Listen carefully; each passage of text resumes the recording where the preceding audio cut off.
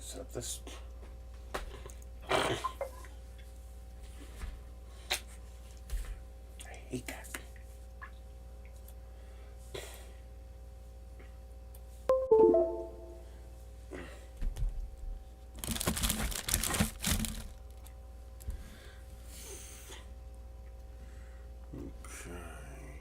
Cyber Bob, how are you doing? Just setting up the chat window on the second screen. Yes, live. There we go. This way I can see the chat.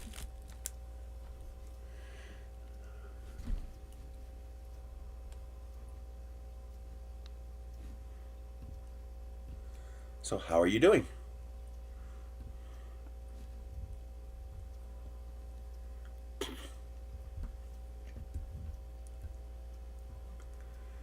Okay, I gotta make that hole a little bigger. I might as well show you what I'm doing while we're waiting for more people to show up. Desktop. Let's hide that. That one. So that's too small. Let's go 12.8 by 12.8. Is that going to be enough? I want it to be tight.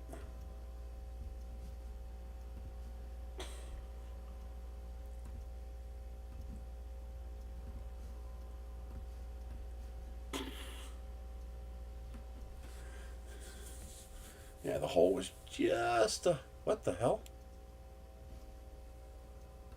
Where'd it go?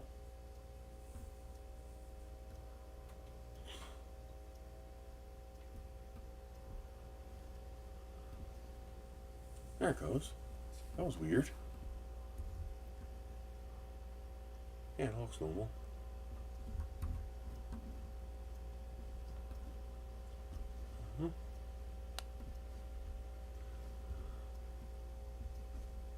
No, I don't want it to be purple, dumbass.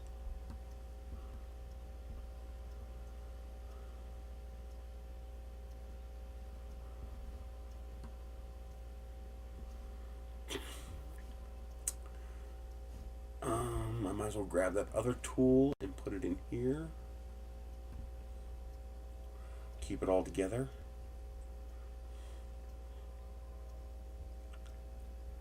We're gonna copy, delete, since you don't belong there. Go back to dirt drill.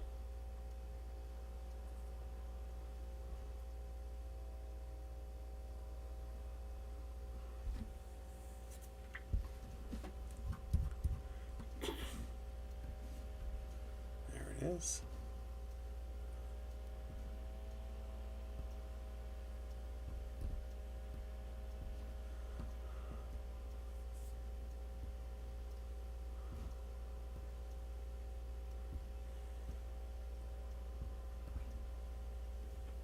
Hi, baby. How you doing? Yeah. You're a good boy. See kitties? We got the kitty cats. We got both of them today. Yeah. You guys like the warm blanket? Mm-hmm. Yeah.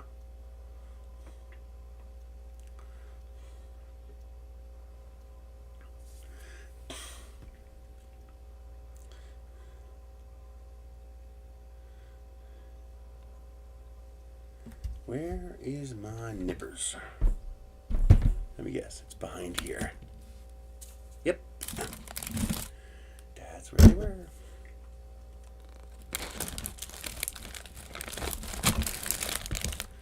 Oh, come on. Work with me. Don't fight me. So I will bite you. There we go. Come on.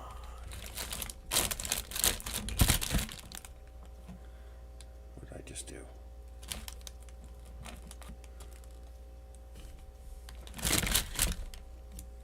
There we go. So how are you doing, Cyber Bob? Audio working? Yeah, audio's working.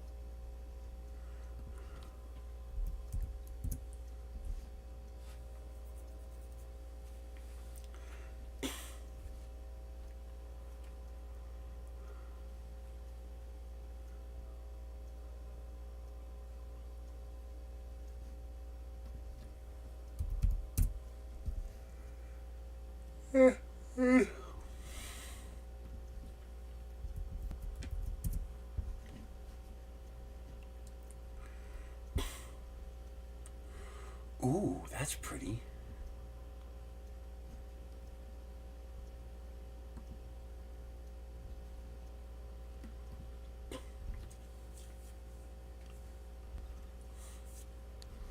Damn, that's cool too.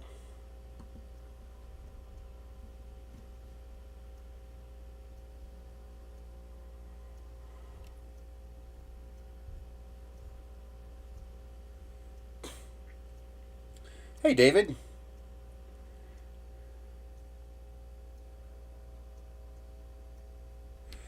Yeah, the sketch tool's pretty cool. It's a lot of work, but it does allow you to make some higher res stuff. That's the highest res nose cone I've ever made in Tinkercad. You still can't array. You have to do that. You have to do that manually. That would be the last cool thing they could do in Tinkercad, is give us the ability to make an array. That's where you take a 2D drawing of half the object and then you revolve it. Boy, if they could add that, I don't think I would need any other program ever. There's my favorites.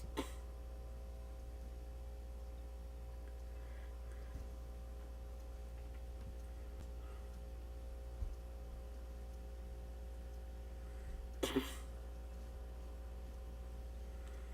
see, orders.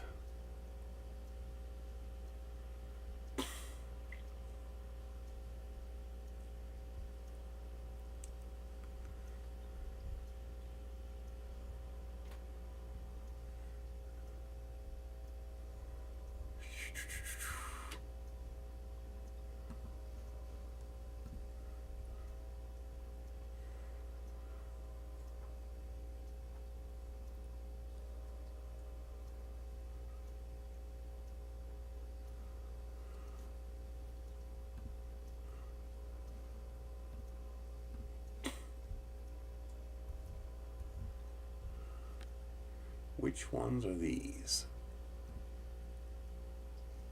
Okay, that's the armor. That's good.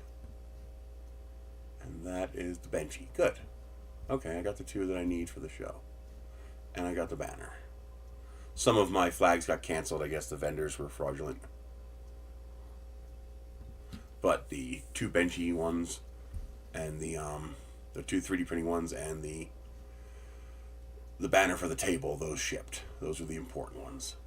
I wish they would let me see the canceled items so that I could see what image I'm not getting printed. I wish they'd let me see that.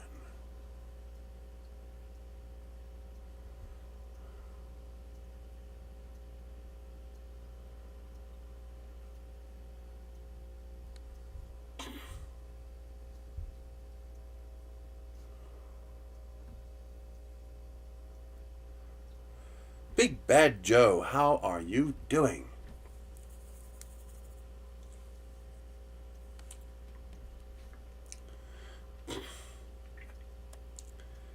I'm hoping Jam GHE is at Rocky Mountain Murph again, because I want to get some more of the yellow PETG that he has, because I want to print more of my short little solar lanterns, and I want them all to be the same color. And because it's going to be, out in front, everybody's going to see them. So I'm hoping he's at the show again. Really good plastic. Wish it was available on Amazon, but it's not. I can't find it anywhere. Michelle seems to be doing okay. My Logan may have actually figured out a way to motivate her, which is surprising. I'll take whatever I can get. But she Logan, asked her what's her favorite place to eat at. She said Olive Garden.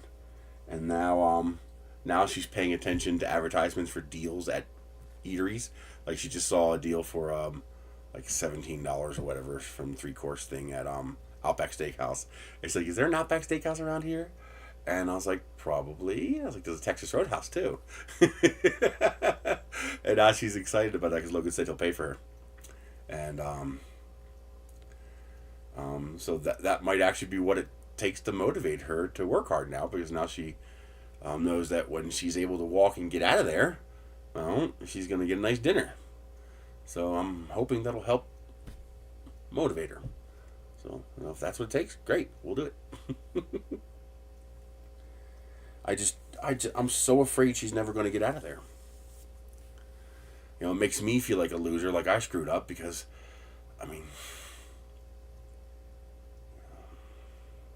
hindsight's always 20/20. Always, why didn't you see this? Why didn't you see that? It doesn't actually, even noticing it might not mean I could have done anything. But I don't want her to spend the rest of her life stuck in a bed in a nursing home. You know what I mean? Even if we can't afford to do much, we can do something. You know what I mean? We can go to the movies. We can watch a movie at home. We can go to a park and just sit in nice weather. Anything's better than laying in bed all day.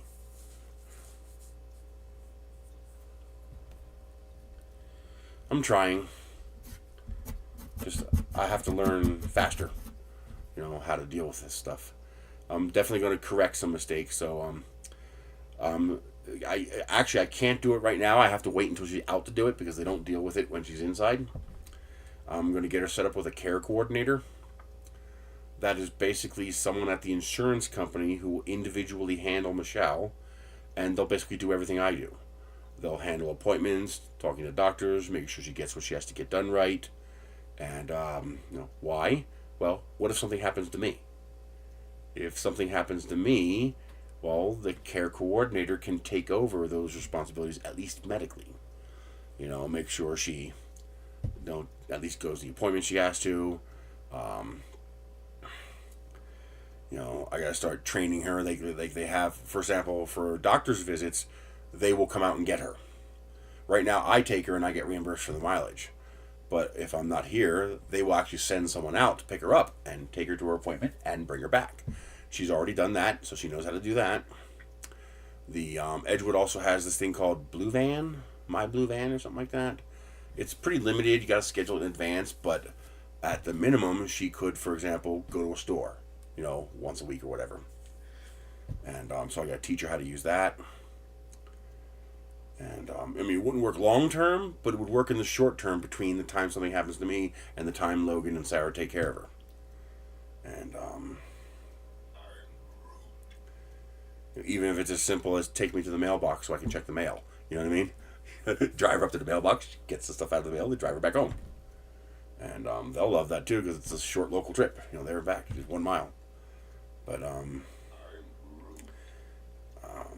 different things like that. I got to make things more proficient for her.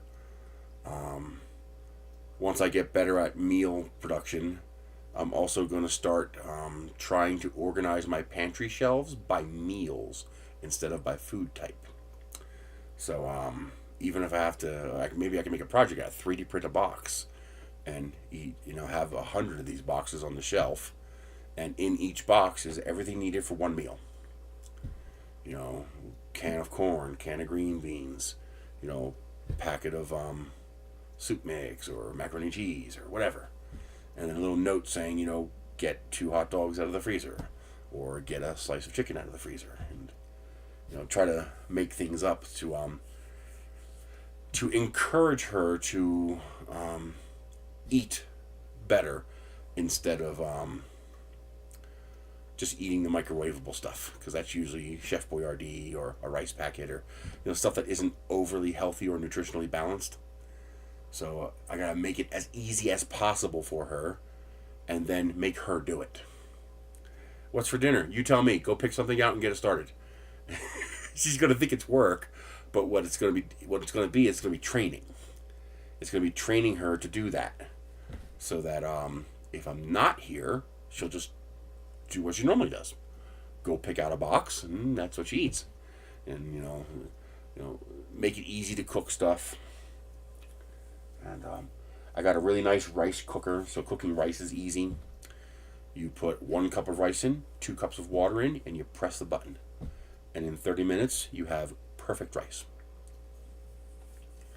So that's one of the few things that she can what I call appliance cook.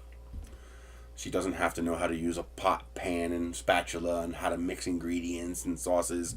No, you just put these 2 ingredients in this device, and you press the button, and it just does it. So I gotta teach her how to use that. And I gotta start, even though it's expensive, because I gotta buy the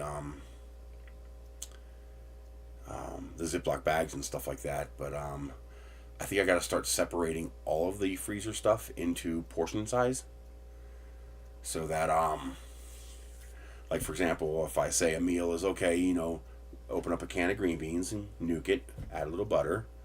Hey Matt, put half a cup of rice and 1 cup of water in the rice cooker and press the on button. Okay, now get 2 smoked sausages out of the freezer. Well, right now she'd have to take the big 2.5 pound pack of smoked sausage, put it in the microwave, put it on defrost for a few minutes. Not yet. Hey Jerry, and then stop defrosting it when it's soft enough to be able to separate 2 sausages, but not fully thawed, and then put it back in the freezer. Well, instead, what I need to do is I need to, hey Jerry, I need to open that 2.5 pound pack of sausages immediately, and put them in little baggies, and then put those baggies. Actually, that would make it cheaper. If I put them in little snack baggies, and then put the snack baggies in the freezer Ziploc bag. Not only can I fit multiple portions in one freezer Ziploc bag, but I could reuse the freezer Ziploc bags, because those are the expensive ones. Oh yeah, I have a vacuum sealer as well. Oh yeah.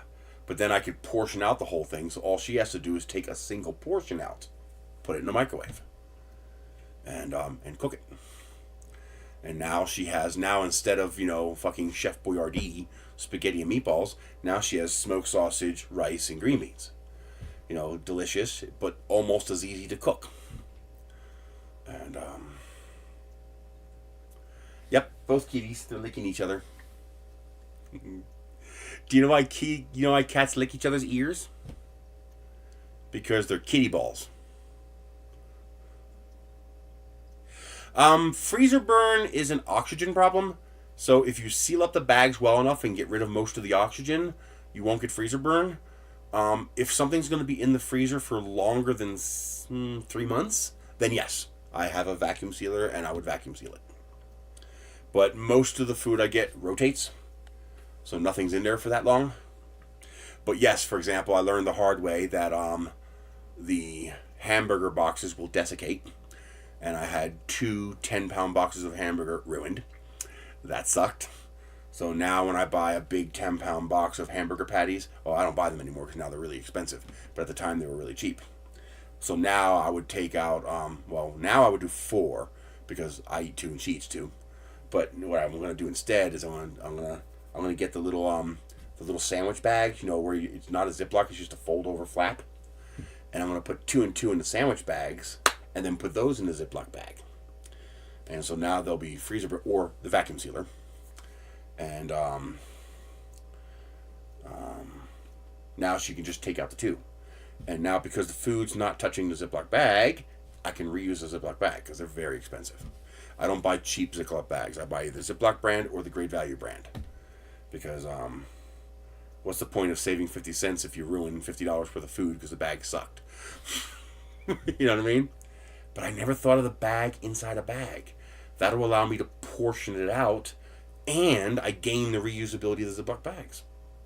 That works. I'll do that.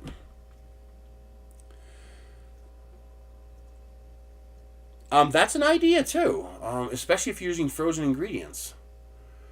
But then again, I don't need to kit that. I can just have a list. Say, okay, grab a 12-ounce bag of frozen broccoli out of the freezer. You know, grab 2 sausages out of the freezer, chop them up. You know, grab this can of beans and this can of diced tomato and this can of tomato sauce, and then grab this can of seasoning packet out of the pantry and just dump it all in a crock pot. I could do that too. Come up with some good dump and go recipes. Truly dump and go.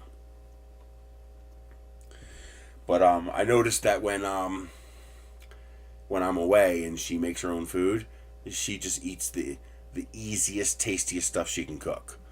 So it's either rice or cereal or macaroni and cheese, the instant ones in the cup, or Chef Boyardee. She doesn't want to go through the effort to cook. I got to break her of that. She's got to learn to cook a little bit, but I can also make it easier. There are definitely many things I can do to go in the middle. Not a full-on cooked meal, but a hell of a lot healthier than a can of, Chef Boyardee. Like I said, like the canned green beans, the 2 sausages, the big ones, and smoked sausages, and a half a cup of rice. That's a complete meal. And that's something that'd be easy. I got 2 microwaves, so you put the bowl of veggies in that microwave, you put the smoked sausage in that microwave, you put them both on for 4 minutes, and they're done. And then but before you do that, you just stick them in the microwave, don't even turn it on. You put a half a cup of rice and a half a cup of water in the rice maker and just press the button. That's it. It's automatic. It does everything. And the rice comes out super fluffy and soft. I love my rice cooker. It does such a good job. But yeah, it's going to require coming up with, my own little recipe books and manuals, with all the directions, telling her what to do, where to get it. And then also suggestions on what to buy. So if I'm not here, if something happens to me for some reason, and it takes too long for them to get out here to help her, that she has to order more food, I can tell her what to order. How many bags of these veggies do you have? Make sure you have this many. If you don't, add that many to your order so you have that many. And whatever meats we're low on, order those. She helps me now. We freezer bag all the meats, so I'm gonna have to have her cut up the ground beef next time too. She helps me bag it, but I do the cutting up, the divvying up, and I could probably create a 3D printed tool for that too, so she cuts it up evenly. We get the big 10 or 20 pound roll or whatever it is, and then we put it up into 1 pound increments, and then we put it in a quart size bag, flatten it out, and then we stack that in the freezer. So now you only have to thaw out what you're going to eat, and because there's no air in there, it doesn't freezer burn, because you squish all the air out. And same thing with the chicken. We buy the big pack of chicken, and then we divvy it up into freezer bags and put it in the freezer. And okay, it's just things I have to work on to try to prepare her as much as possible for the future, to make her as independent as possible. And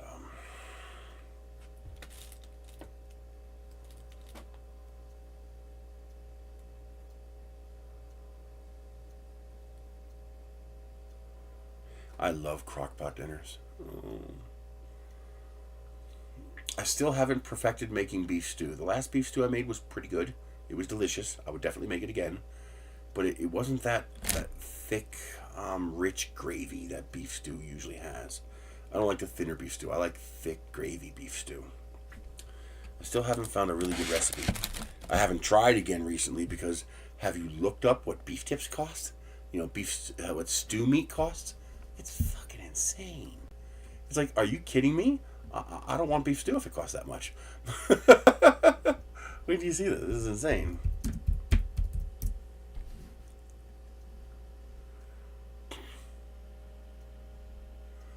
Yeah, here's it's $9.50 a pound.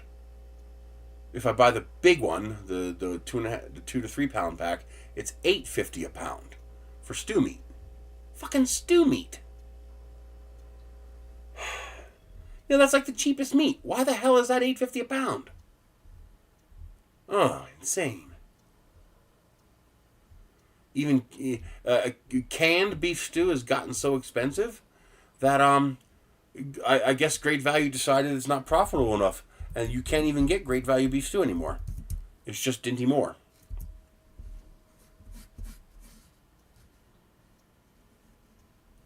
It's all price gouging. It's not inflation. It's price gouging. Pure price gouging.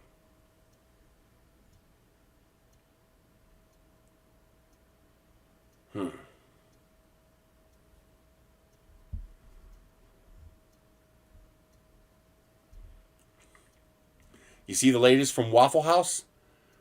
Well, instead of just, increasing the menu price until the egg prices come back down, we're going to have a 50-cent surcharge per egg. So let me get this straight. And it's amazing how many people say, oh, that's so nice of them to tell us. I was like, they're telling you they're going to put a rusty mace up your ass, and you're happy about it. I was like, I can go to Walmart and buy eggs for the ridiculous price, because this is a ridiculous price. It's not bird flu messing with the prices, because there's no shortage. There's plenty of eggs. It's them taking advantage of the bird flu to jack up the price.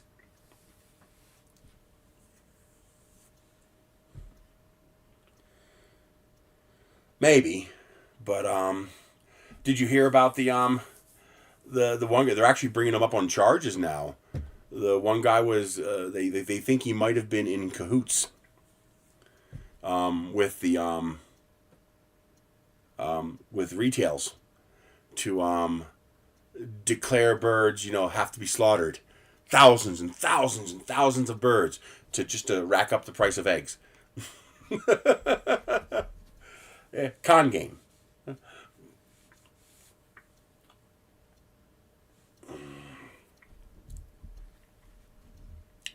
It's all a sham. It's all a fucking sham. What are you gonna do? I mean, here's a wow, that's cheap. 15-ounce can of Dinty Moore beef stew for $1.90.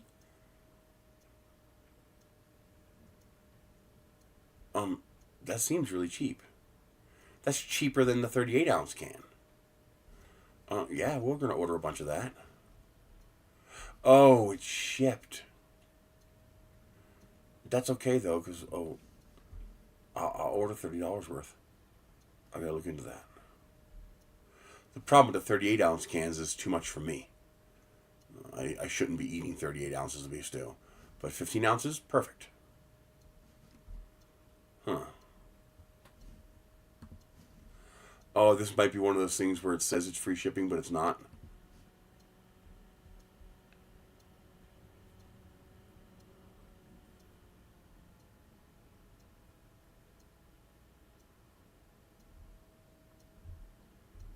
Not sure, it doesn't say.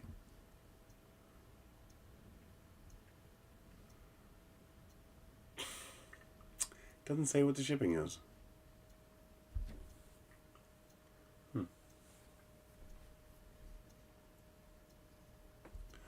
Can't get it here. The only... I can only get Armour and Dinty Moore. Let me double check. Change to in-store. Oh, there is chunky. No, that's pot roast. That's not beef stew. Beef barley and pot roast, but not beef stew. I can only get Dinty Moore.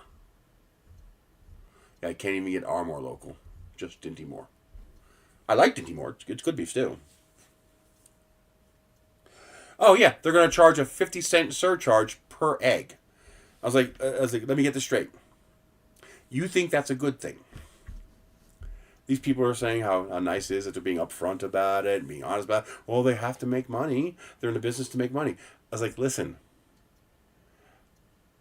I can go into Walmart and buy eggs for 45 cents each. So they're already charging you for the eggs. They're already charging you the labor built into the menu price. They're already charging you their profit built into the menu price. So now they're going to add a surcharge for the eggs. Okay, so you're going to charge the difference in the price of eggs, right? No. The surcharge is more than 100% the cost of the egg at consumer retail. So they're charging you more than 100%. They're charging you more than 200% what the egg costs as a surcharge, plus the original cost and profit built into the menu price of that egg item.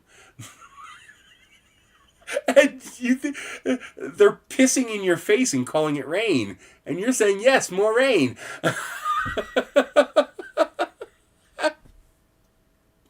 I can see if they say, okay, we're going to add a 10-cent surcharge per egg.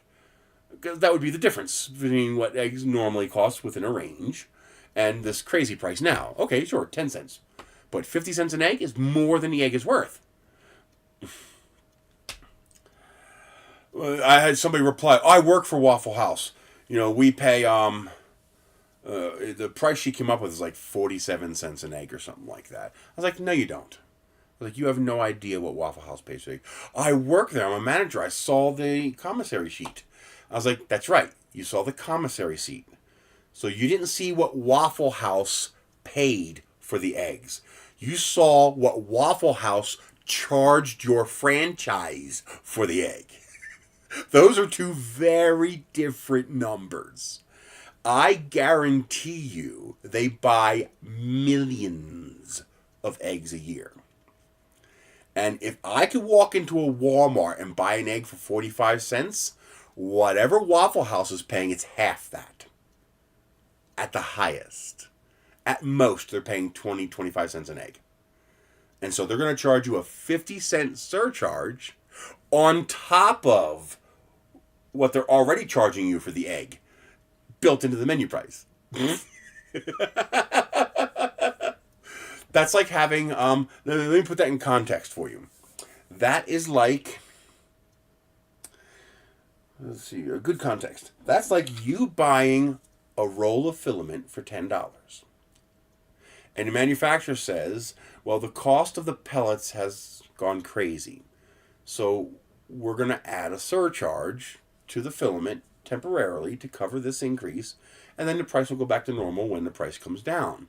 So the filament we're selling for $10, you know, and we're because that's how much we charge you for the filament. We build it into the price of your entire 3D printing order. We include our profit and our shipping, and we charge you about $10 it comes out to. So we're going to add a $20 surcharge to the filament.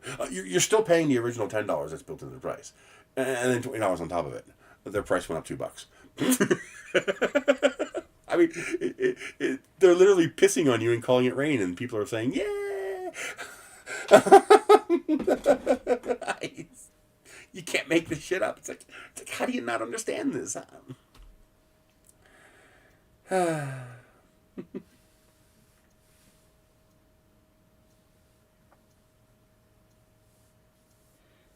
Hell no, they're not paying. Well, actually, the franchise might be. People don't understand how evil the system that we have in this country is. That's getting into politics. We'll talk about that on the other channel if we want to talk about that. But it's a very nasty setup. The price you need to look at is not what that Waffle House on the corner is paying. The price you need to wonder about is how much is Waffle House corporate paying for the eggs. Because what they charge the franchise has nothing to do with you. That's between corporate and the franchise. Okay? What matters to you is what does it cost corporate to buy the egg? And how much did that price go up. Not how much did the price they're stiffing the franchise for go up. Because that's something that Waffle House chooses to do. What's Waffle House actually paying for the eggs? And I would stake my life on the fact that there is no way in hell Waffle House is paying more than 50% of whatever I'm paying in the store. No way. No way. Which means if I'm paying $45, what do eggs cost today? Maybe it went up even more. It's been pretty stable for the past couple weeks. At about $5 a dozen. Yeah, $4.92 a dozen. Same price it's been for 3 weeks now. And the 5 dozen is $24.60. Same price. 41 cents an egg. All right? I could pay 41 cents an egg. I actually like Waffle House. I like the food. Maybe it's because I grew up with it, but I like the food. But a 50-cent surcharge per egg, that's just a big fuck you. That's all that is. Even extra large eggs are only 46 cents each. You know what I really miss? Did I? No, it's brown eggs. Oh, I thought I was seeing things for a second. No, it's brown eggs. What I miss is they're actually closed now. They went out of business, which sucks. But there was this shop I went to called Ben Salem Wholesale Foods back in Pennsylvania. That's how I fed our entire family for so cheap. I went there and I would bring my trailer and just fill it up. They'd get a good deal. I'd take it all. I would buy 30 boxes of cereal, and lady looked at me. He's like, "You're buying that much cereal?" It's like, it'll go bad. I was like, "There's 7 of us and we all eat cereal," and she was like, "Oh." I was like, "Trust me, we will destroy these 30 boxes of cereal. We will destroy it." And because you're talking full size, family size, not the regular ones, the family size or the mega size boxes of Post and General Mills cereals. The expensive stuff, not the off-brand stuff. Oh yeah, I saw Cinnamon Toast Crunch, family size boxes of Cinnamon Toast Crunch, $1.50 a box. Fuck yeah, I bought every single box. It's poison, but I love Cinnamon Toast Crunch. Oh my god, I love Cinnamon Toast Crunch so much. Whoa, sorry, baby. I didn't mean to scare you. I just scared the shit out of the cat. Come here, baby. It's just a box. I'm sorry. I didn't mean to scare you. I just scared the hell out of the cat. I guess the sound of the box scraping on the bed and he was asleep. He caused him to, go into flight mode. Out of here. But they only had them like once a month or once every other month. I guess whenever they would get enough of them, because they're not common. But they sold double yolk eggs by the dozen. Oh man, whenever they got those in, I'd buy 3 or 4 dozen. If they had that many. Usually they only have 1 or 2 left. And I would grab them. I love the yolk, even though that's the part that's bad for you. I don't care. I love yolk. And when you can get double yolk eggs, basically every egg had 2 yolks in it. Yeah, they're good. Can't get that around here. Hey, red light. So, I like solar lights. I love my solar lights. I did finally get these solar lights in that we're going to use for the main lights, and I think these are going to work very well. And these are down to like $11, except they don't have an external charging port, but that's okay. So you have big solar panel and 8 lights, and when you turn them on, there you go. Now we have our 8 lights. Now the cool thing is these are replaceable, so I'll have plenty of spare bulbs, but these actually thread in. And here's the weird thing. This can run off USB power. This is the weirdest thing. When do you see this? Oh, it's in the car. I have another USB battery right here. So the picture wasn't lying. This is actually a USB plug. So when you open this, it's a freaking USB plug. But here's the thing. They're a lot brighter. when I plug them into USB,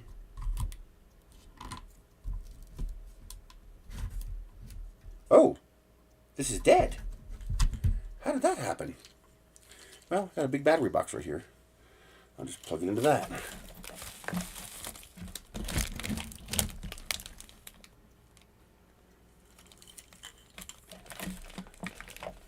Wonder how that died. Weird. So if you plug it into USB, you can see they're a whole hell of a lot brighter. Probably too bright. Probably bright enough to damage them. So we don't want to run them off USB 5 volts. So what I need to do is, and I have it in my cart, I just don't have the money to order right now. I'm going to get a varistor for USB, so I can turn it down to 3.5 volts, which is what it's running off of, the 3.5 volt battery in here. And this way, when I'm at the convention, I can plug them in. So now, what that tells me is that these are running in parallel, and they're running on 3.7 volts.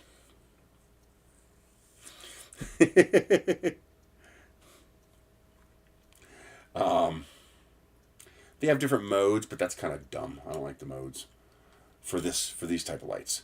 So the two things that we're going to do is we're going to shorten this down to 5 lights, and that also means I can cut all of these into individual lights, run the wires all to the center into a junction box, and plug them back into the pigtail to plug back into the solar panel light. And so I just have to design my arms for my lamp to hold this. So I gotta design it so that this fits in. I can latch it into there, and this will be the, yeah, like a star. The lights will come down the arms to the inside, and then plug into what's called a multiplexer. But this will just be a junction box electrically, and then the single wire comes out to the solar panel, which will be mounted on top of the lamp to charge it up. These should run a nice long time, because not only do I have good sunlight here, but I'll be running 3 less light bulbs. So here's the real test. Can I actually just cut these and run this on just 5 bulbs? If they're running parallel, I should be able to. Yep, I got a whole mess of those Libra connectors. I got bags of them. When I saw those cheap, I bought a lot of them. Plus I had a project I was going to work on. And I think that is enough wire to get from the bulb to the inside. Which means I have all the wire I need. 1, 2, 3, 4, 5. There should be 3 extra. 1, 2, 3. So I should be able to just cut this.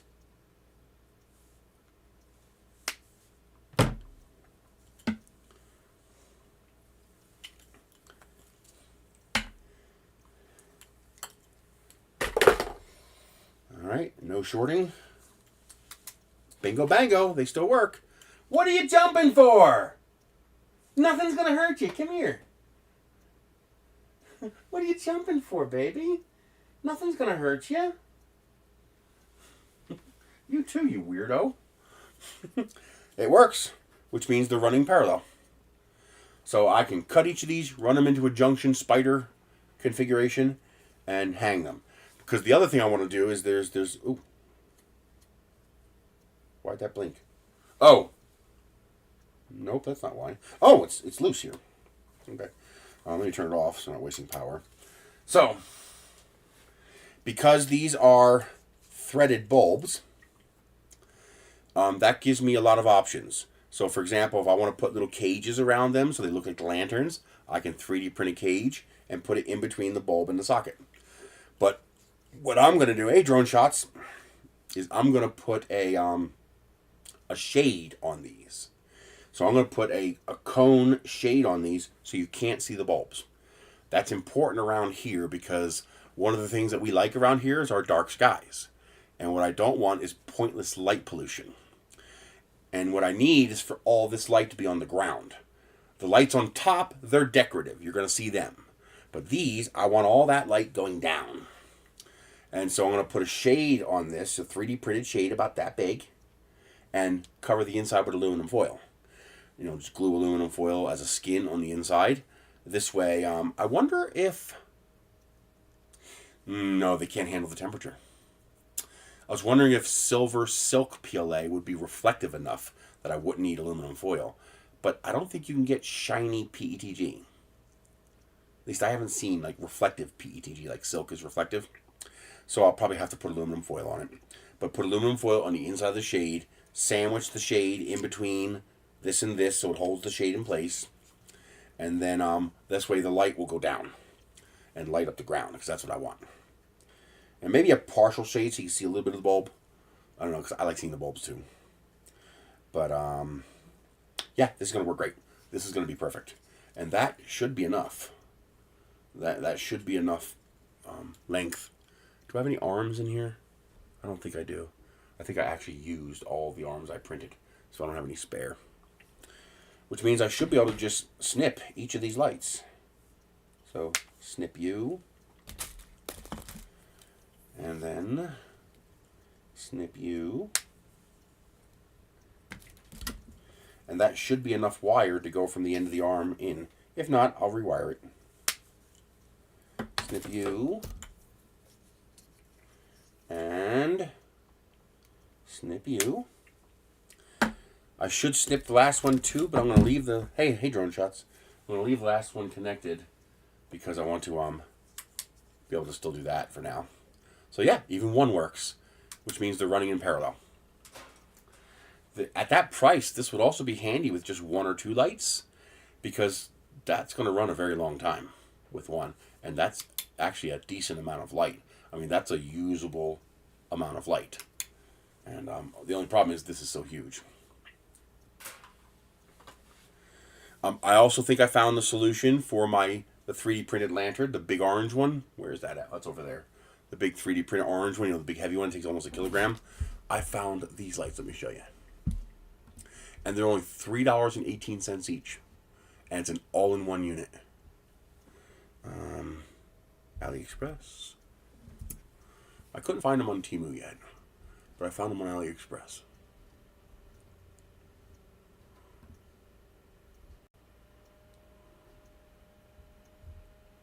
There it is. $3.42. Let me bring up the screen for you guys. There you go. That is a complete self-contained unit. So this is the filament style bulb, which is what I want because it looks pretty.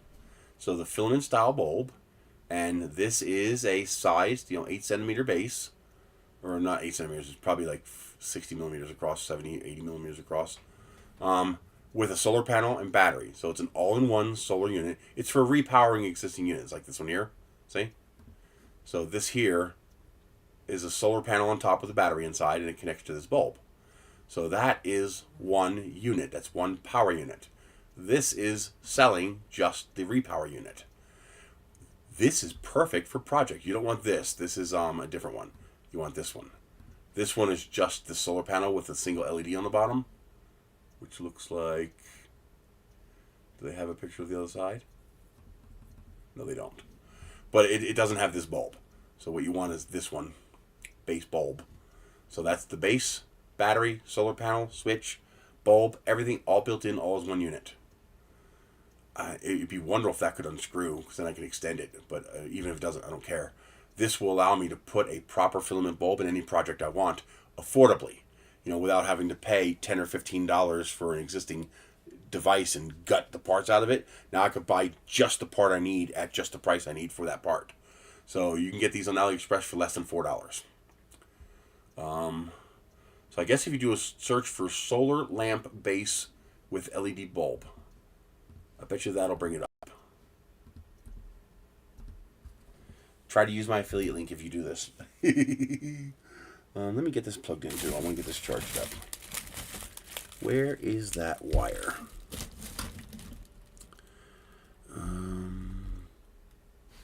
There it is. I see it. I want to get this charging.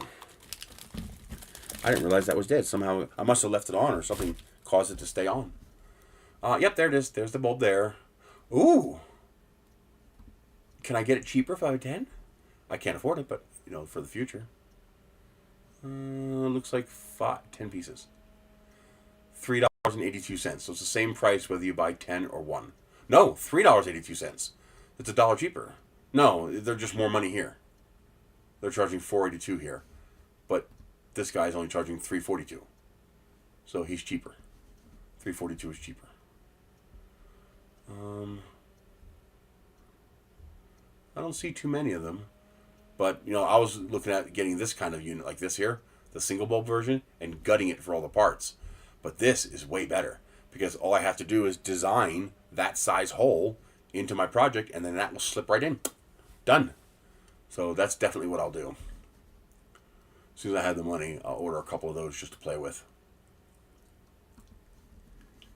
And I found these nice little USB ports that go from C to A. That's pretty cool. And, but what I've been working on this week is I got these lights. And let me tell you, these look so pretty. I love these. These are the first ones I got that don't suck, because they have these black, relatively stiff arms that stay in place, and then the lights are at the end of the arms, and you bend them out to splay them out, and they create like a little starburst flower effect. They are amazing looking in the yard. I got purple ones, and I also have blue and green coming.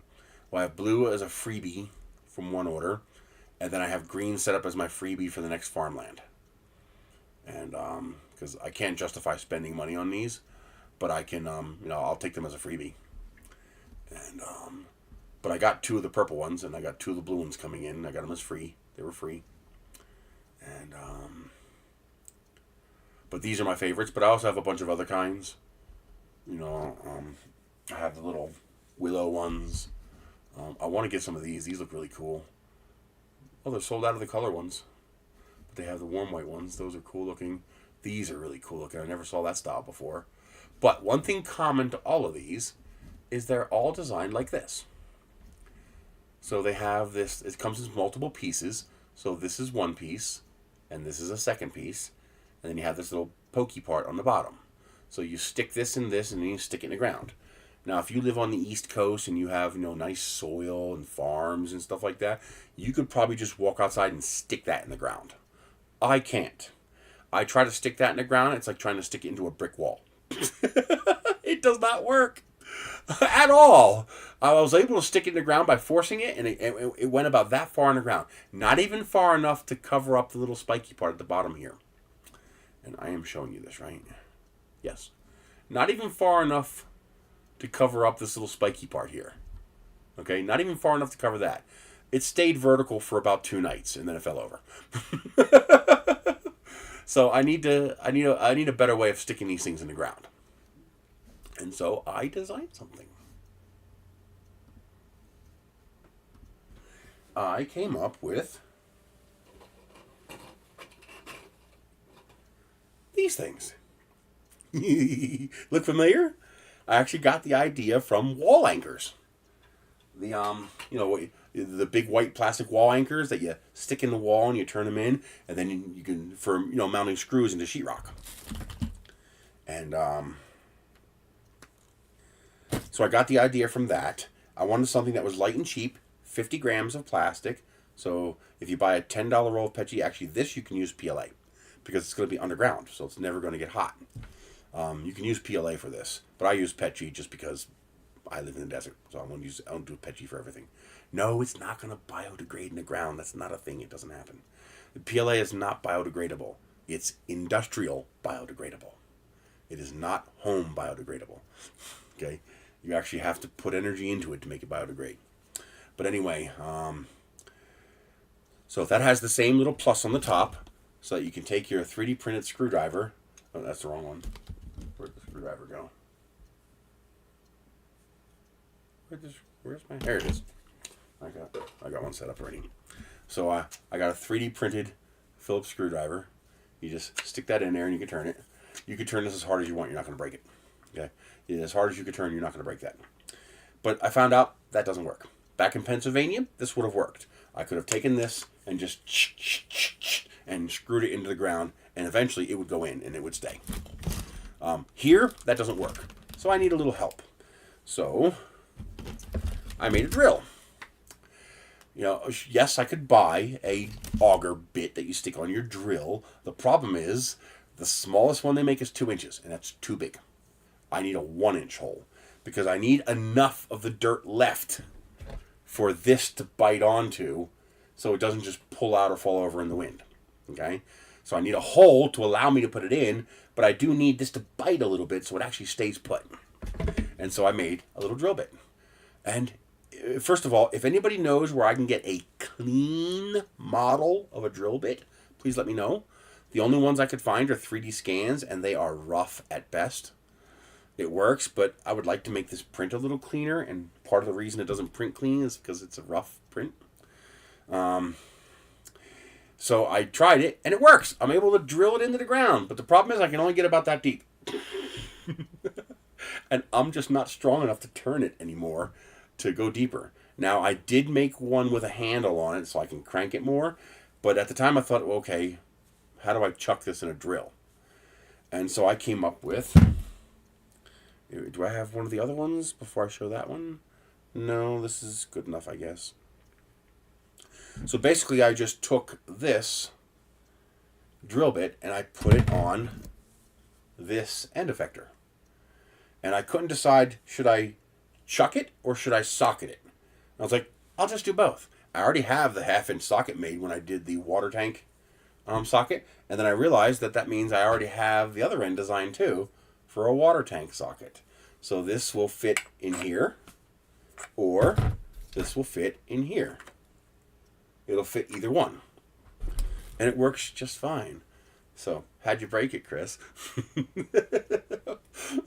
Because I connected it to the monster. Come on, knock it off. It's just a drill. See? Just a drill. I connected it to this at full speed. And as soon as the impact hammer started firing, sheared that thing right in half. And that's thick. That's 3 perimeters, 1 millimeter thick. Okay? So, yeah, that wasn't this thing's fault. It'll survive just fine on a drill if you don't use one of the strongest drills known to man and crank it. So that was completely my fault. I connected it to my little monster. But so I reprinted it and I adjusted the tolerances. I actually still need to make that just a hair bigger. It's a little bit too small. I can't really get this to go on there. You need it to be pretty tight because if it's loose, it's just going to shred the plastic. So that's just a hair too tight. So I made it 0.1 millimeter bigger. Well, it is staying on there though. And then, and this fits perfect. Nice fit, almost no play. And so far, it's not wearing the plastic at all. This has 6 perimeters, 1 millimeter thick, just for the first 6 millimeters. It'll survive anything you do to it, at least as far as drilling into the ground. Now, if you hit a rock, you might break it.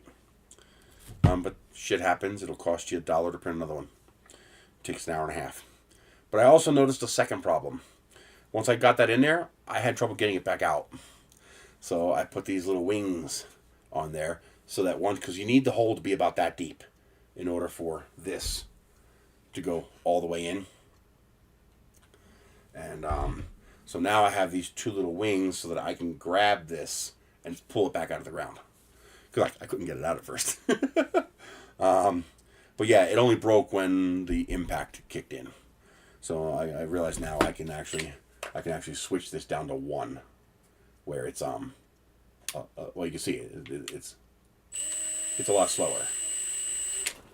Stop it, you dumbasses! You know something?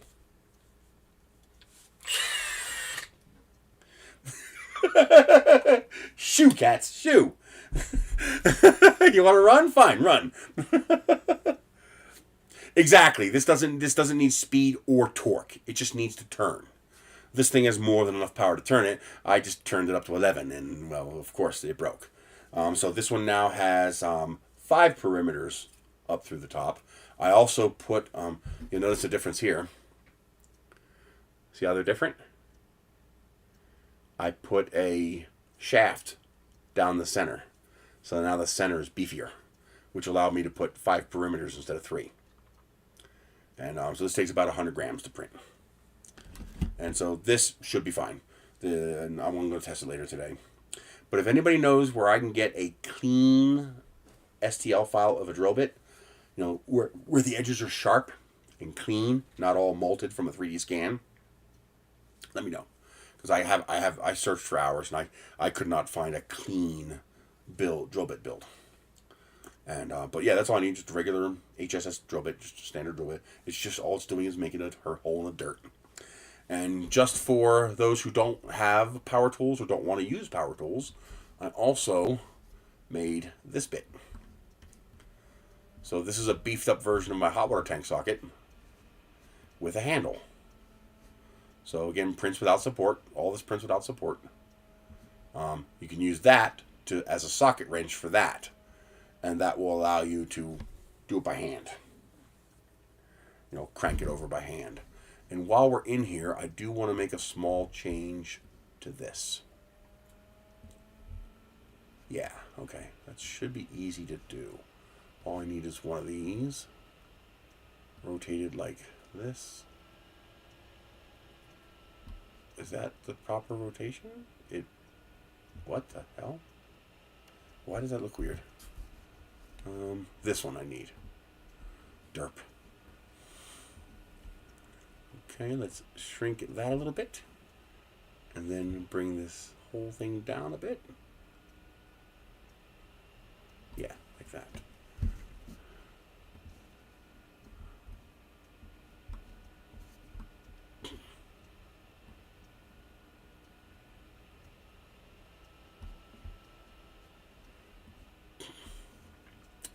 And align them like this. And then put the work plane here and hit drop. Why didn't that work?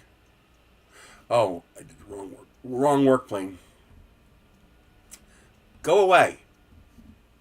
Pest. There. And drop. And there we go. Put the work plane back where it should be.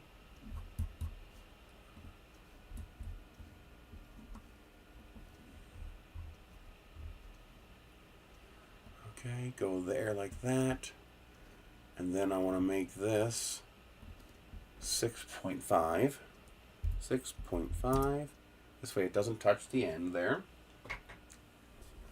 Can you guys, oh, did I switch screens? You guys can see? Yes, you can see what I'm doing. Okay, let's go bigger screen. Hide that. Okay, so that takes care of that. Now I also need to do the center here. Like that. I need to shrink it way down. Okay. Take this and this. Center on this. Let's bring you in the center like that. Good. Grab you, turn you into a hollow.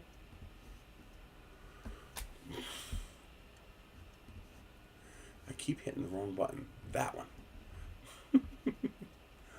Okay, so we need to bring you down. Turn off this BS. And then do this.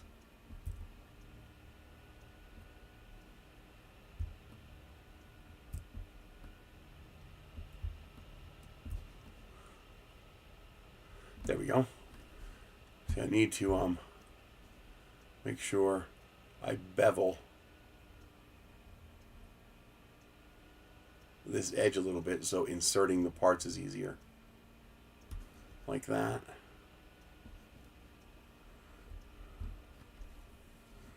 This is probably too big, but I can just do this. What am I doing? How did I miss it? Oh, I need this. Dumbass. And this is just so the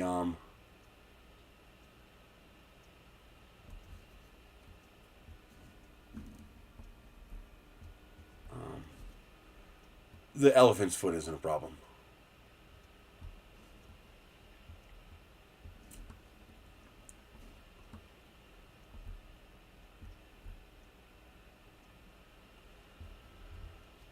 Boy, sometimes maneuvering is so hard. There we go. Just like that. And now, Control D, align with this here and here.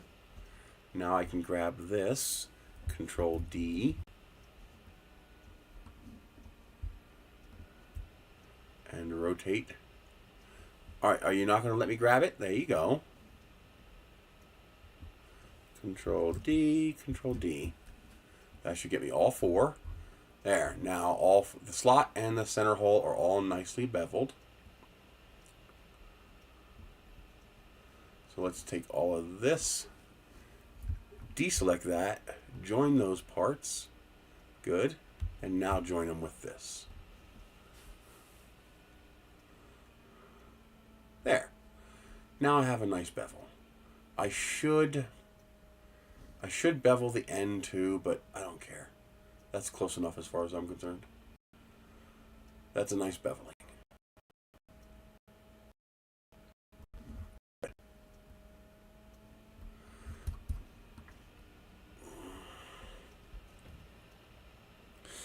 Yeah, they jump from stuff like that. I don't know why. But there you go. So now I technically don't need this anymore. Although if you have soft soil, this will work just fine. But if you have harder soil, then you print this one and this one. Or you just print this and use your drill. And so the way that works is that this skinny 8mm shaft, you just take this nub off the end. It just pulls right off. That little 8mm shaft fits inside there. And it's a tight fit. Like you'll actually feel it resist and then it goes in. And so it fits nice and snug.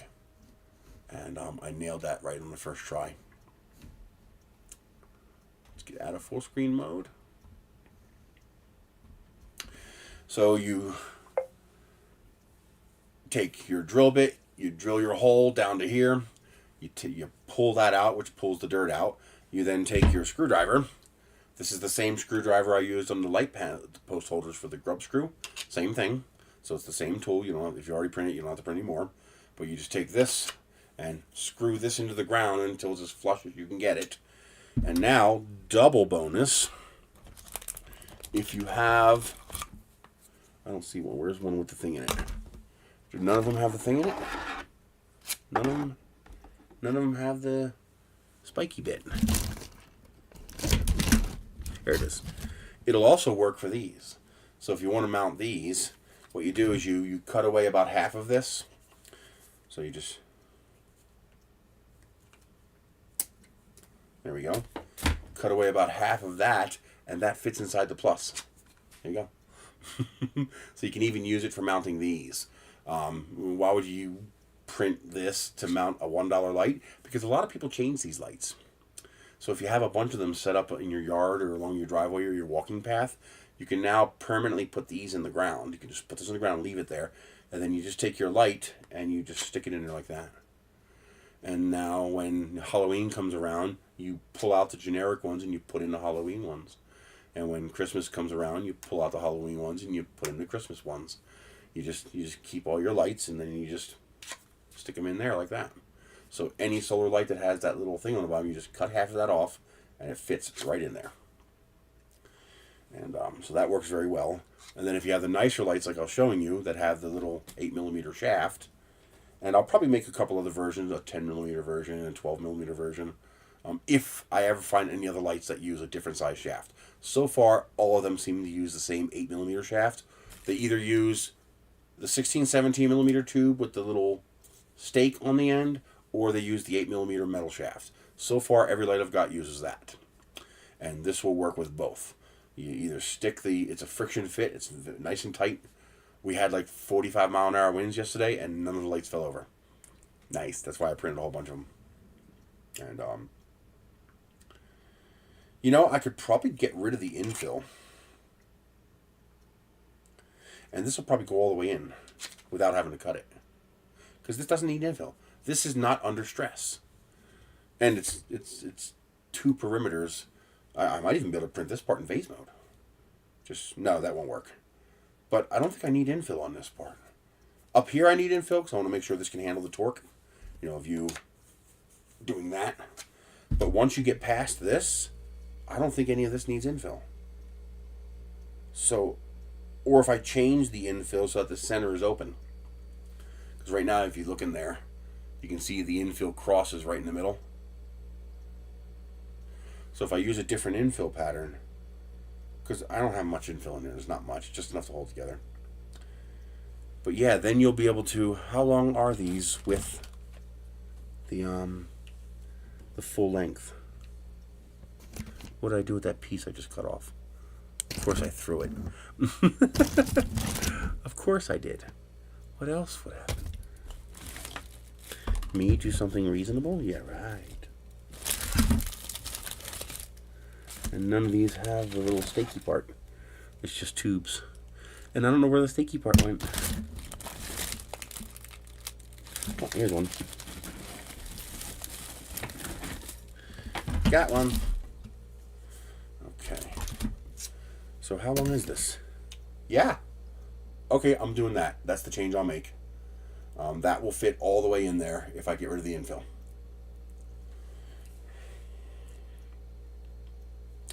And then you won't have to cut these. The whole thing will just slide right in. So right now it just stops there. That's why I've been shortening them so that they go all the way in. And they sit there. But it not only will it save you work not having to cut them, but it'll make it more stable. Oh, there's the kitty cat. Right there.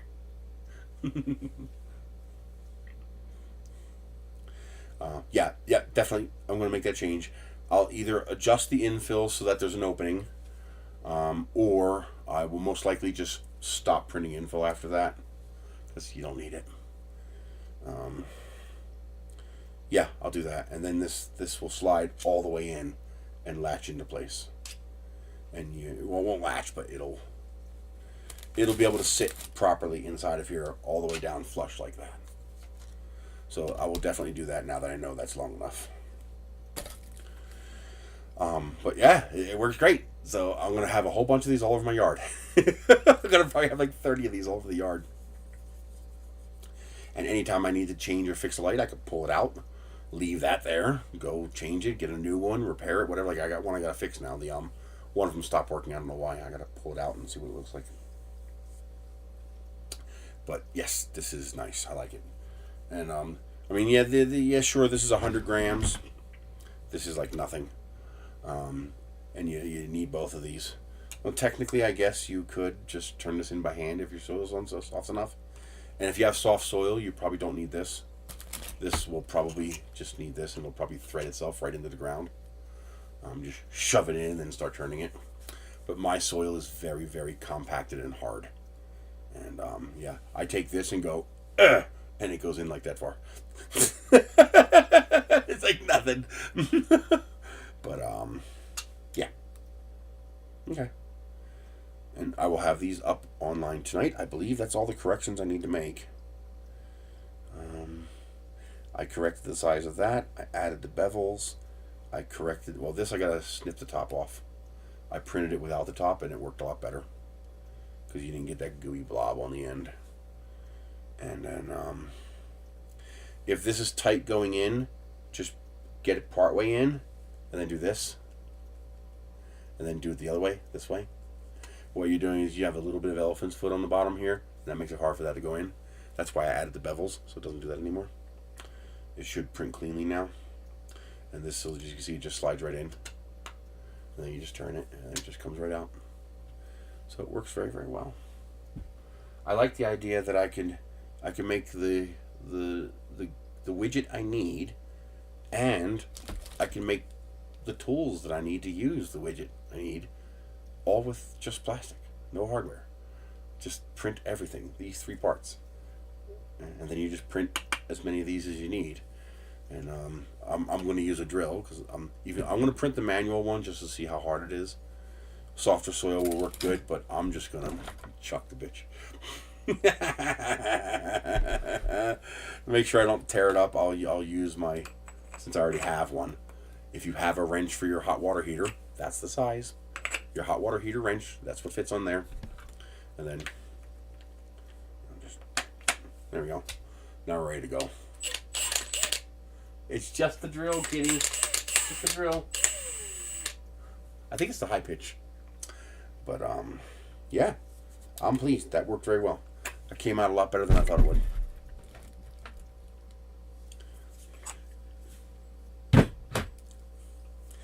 Yeah, the plastic version of this worked one time. And that was only because the hot water element was new, so it hadn't seized. If I tried to use it now, no way would it get that hot water element out. You need one of these. However, I might have a way to make that work. One thing I thought of was the problem, the way you make this stronger is you make this thicker. But in this case, I can't. Because there's not enough room. It can't be any thicker than this. And that makes the plastic very weak. But I did come up with an idea. What if I put a channel right here on the end? Alright, a channel and a hole. And you glued a piece of Kevlar in there. And then you wrapped the Kevlar around a couple of times and glued it in again. And so the Kevlar would hold the plastic together. I wonder if that would work. I might have to try that. You can see here. Well, yeah, that's the whole point. You try it, you see what works. You'll know right away if it's viable or not. If this didn't do anything, then it wouldn't be viable. But the fact that I was able to turn this into the ground as hard as I could and it didn't break told me, yes, this is going to work. Now, yeah, if you got this thing spinning into the ground and you hit a rock, you might break this if you're going too fast. But you're not likely to. And if you do, it costs you $1 to print another one.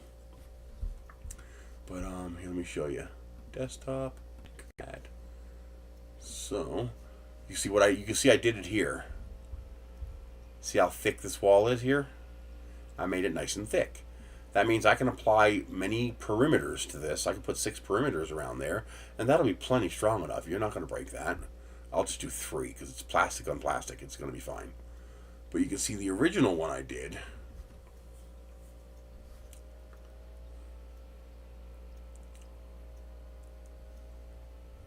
Had to be this thin.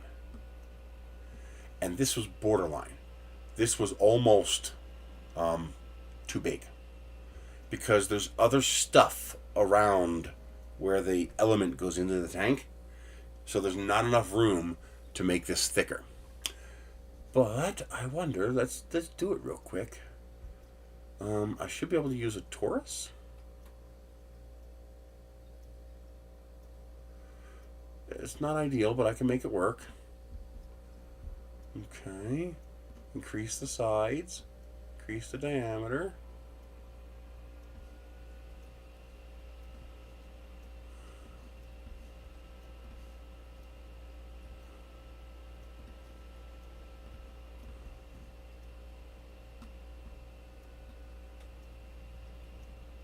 Come on. Don't be a nudge.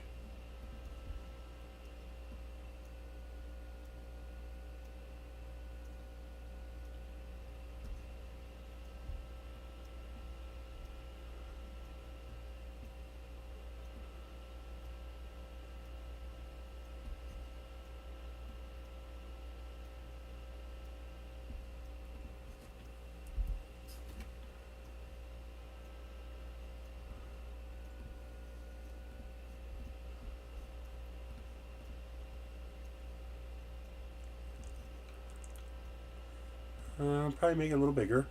Let's go 27. Yeah, that looks good. Let's make it a little shallower.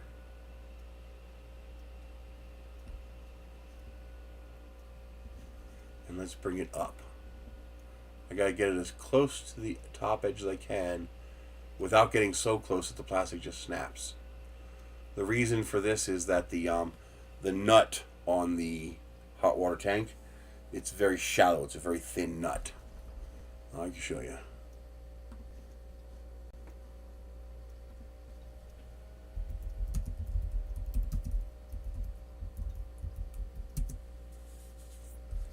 Why did you do that? Why? Why did you do that?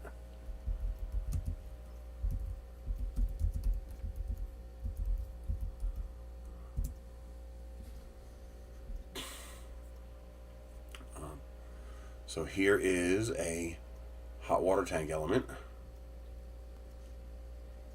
And as you can see, you have to grab onto that skinny little nut right there. And there's stuff around it. And it's almost flush. So you can't just put a big beefy thing on there. The wall thickness of your tool has to be pretty thin or it just won't fit. You won't be able to get it onto that nut. And so this has to be, I can't make the wall thickness any higher. What I can do though is maybe reinforce it. Oh yeah, transparent still. Let's see how this looks. Yeah, that'll print.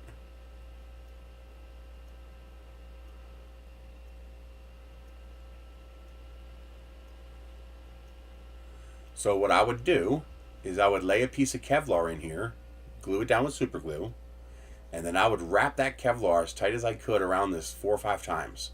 Basically, I'd fill this channel with Kevlar and then glue it again, and then glue it at intermittent points all around. And so the Kevlar would be a reinforcement to, ew, what happened there? Why did that happen?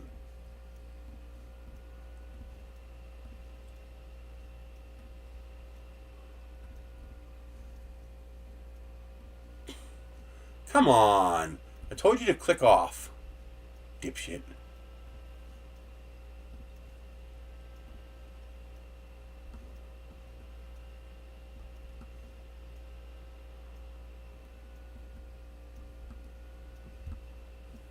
Why is that edge so bad?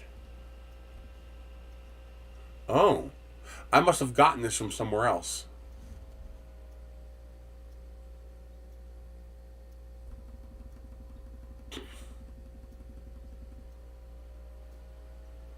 Nope, I did something wrong.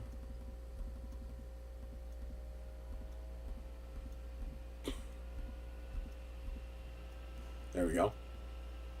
Okay. I could fix that later, but I'm not going to. It's not worth it.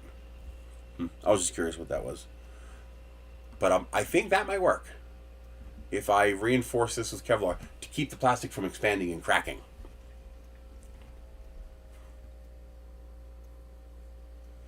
And also print it with a 1mm nozzle, print it with multiple perimeters at the top here. This part doesn't need a lot of perimeters, like the first 6mm needs a bunch of perimeters so that the socket doesn't damage it. I can also fix this problem if this ends up being too weak. What I can do is, well no, that's stupid. I was about to say I could put this on the end of it so that I could use this.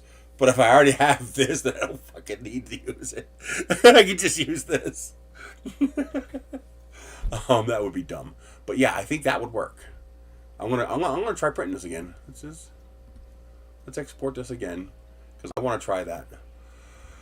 I think if I get 4 or 5 windings of Kevlar around there, that would be enough. Kevlar is very low stretch. It doesn't stretch. So what happens is because this plastic is so thin, when you try to turn the socket, the plastic breaks because of how hard it is to turn the socket. You know, and it breaks up here, you know, one of these joints or whatever. So if I wrap this Kevlar around it, that'll keep the plastic from bulging out. It'll force it in, and that might work. That might be enough to make that socket actually work. Huh, yeah, I definitely need to try this. That would be very cool if I could actually make that work.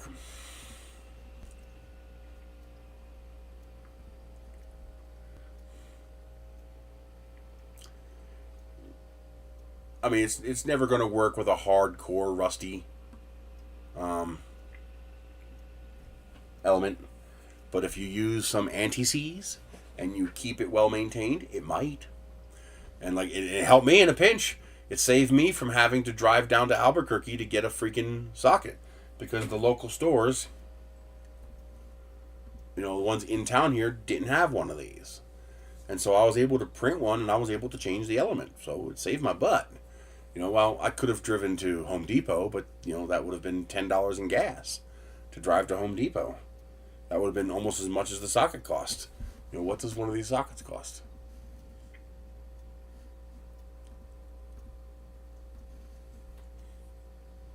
Yeah, for $10. So these sockets are $10.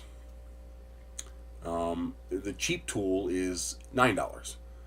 So the gas would have cost me as much as the tool to change the hot water tank element. By the way, that's why the hot water tank elements typically look like this. That's why they typically look like this. It's basically a formed shaped pipe. The reason they're like this is because of how thin this wall needs to be so that you can actually get it to go around the heating element without interfering. Maybe I can show you. Hot water element tank. Let's see, images. Yeah, see? See what little room you have there? You have very, very little room to maneuver here.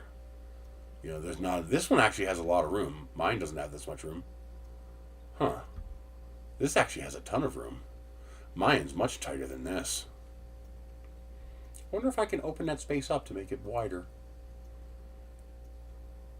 But I actually had to thin down the outside edge of this to get it to fit, because it wouldn't fit. And so an hour in Tinkercad and another hour to print it. And yeah, you hear that wind? Another hour to print it, and I had a socket, and it worked. I had to be careful with it, because I could hear the plastic cracking.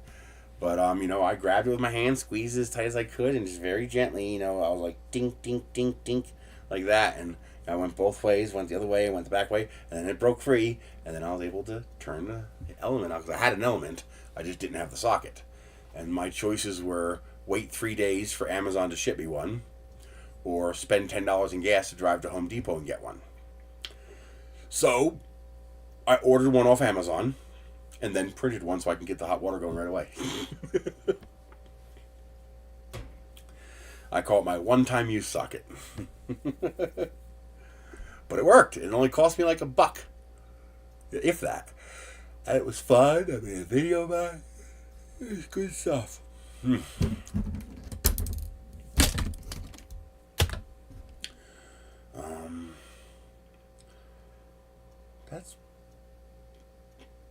That's basically it for this week. I got the lights in, so I want to start working on modeling that. I might as well start doing that. Is there something else you guys want to talk about in the meantime? I have another hour before I have to go, so I can start modeling this while we talk. That's the little one.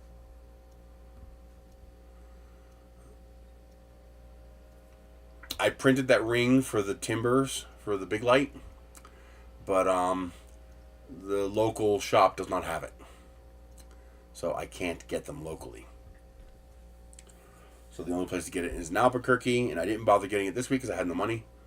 It was only $6, but I didn't have it. I didn't have $6. And what are you doing? I have no idea what it thought it was doing. Tinker.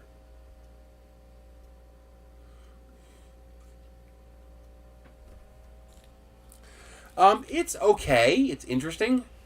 I think it might be easier to bring in some of the externally. Let's leave all that, because I might need that later. But,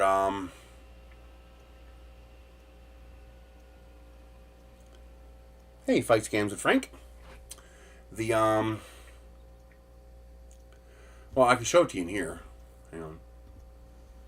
So it kind of like, I think the sketch tool actually makes an SVG, and then it does an import. The nice thing is it allows higher resolution. So you do that, and it brings you into a sketch. Now, I tried to do this on the tablet. No, it does not work. You need a mouse. If you want any kind of precision, you need a mouse. I believe these are 1 millimeter each. So I think this is 10 millimeters. And so each of these blocks is 10 millimeters square. So what you can do is you can zoom in and out. What you do is you zoom in and you pick your start point. And it'll snap. See how it's snapping to the grid? Oh yeah, that is 1 millimeter. It says it right there, 1 millimeter. Can you change the snap? Yes, you can. Okay.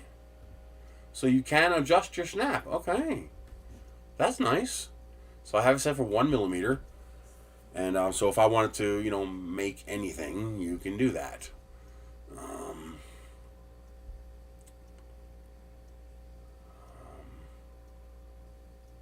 You know, like, you know, what I did before is I made a nose cone. So let's say I make a 10 millimeter nose cone. Zoom out, move the mouse, zoom in, and that'll change where the zoom focuses. So let's say I want a 10 millimeter shoulder, and then I want a 1 millimeter wall, and then we form the cone. And you can't click, you gotta do this. You gotta do this, there we go. So you go down to make it go up, and go up to make it go down. And it will center on wherever you are. So let's say I want to make a 30 millimeter nose cone, so that's about up to here. So what I do is I want the top to not be completely closed. So let's say 1 millimeter, which is a 2 millimeter diameter. So we go there, and we go back to our origin. And then I take this line and I change it into a curve. Why doesn't that work? Oh, I have to do this, I think. That's not what I wanted. Go back. I should be able to click this and turn it into a curve. Why isn't that? Or do I have to pick a point?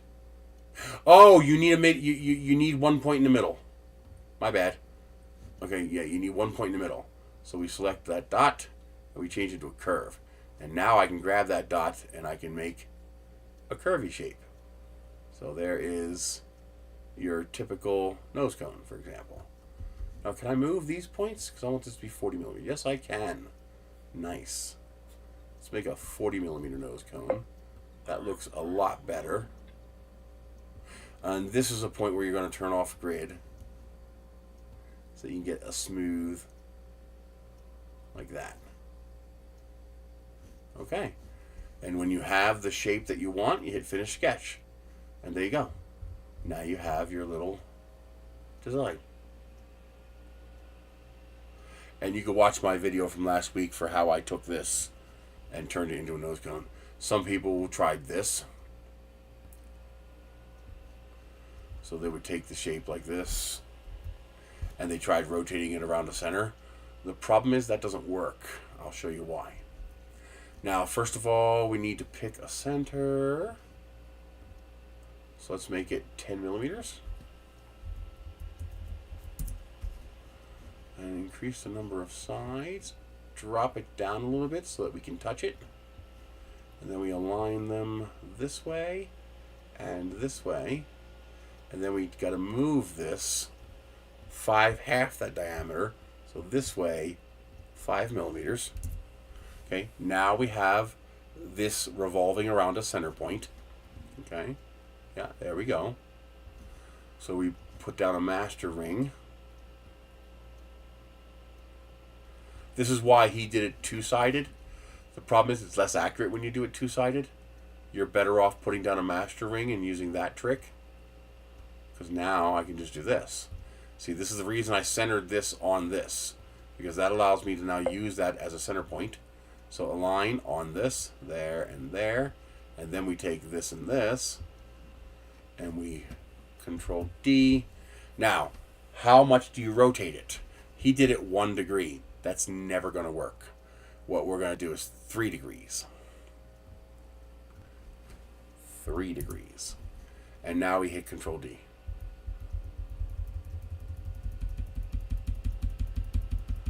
Let's get to half. Okay, so there's a partial rotation. Now you can see this is too big. See how it's sticking out here? I have to make the part I rotate a lot smaller. That's easy to do.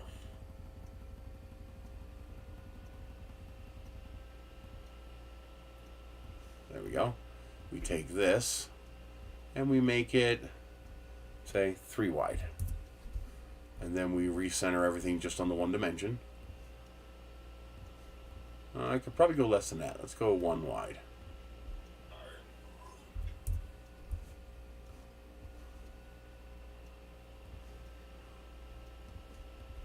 And then we take this and this, Control D.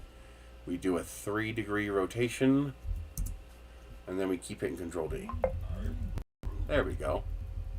Now we're good.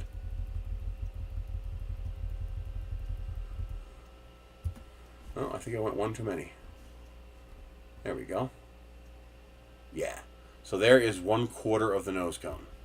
Now, the problem is going to be pretty severe. This is... The reason I chose 3 degrees is because 360 degrees is evenly dividable by 3. That is 120 polygons, which means I can make a nose cone almost twice the resolution that Tinkercad allows, which is a maximum of 64. And that's only if you do an actual cone. This cone, I can put 64 sides. However, if I use this tool, for example, you can only have 24 sides, or 38. It's 24 or 38. So I can do substantially higher resolution. No. So now what we do is we take one of our master rings and we hide it, and then we delete the other 90 that we made, and then we unhide everything. So now we're back to 1. You got to keep cleaning up your garbage. If you don't clean up your garbage, you're going to run into problems. So now this is small, so this might work, but I'm doubtful. But let's try it. Let's try merging it and see if it breaks it.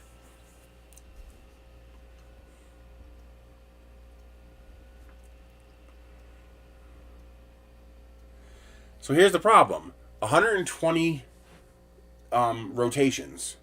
So that means there's 30 pieces right here. I'm merging 30 pieces together. Tinkercad does not like doing that.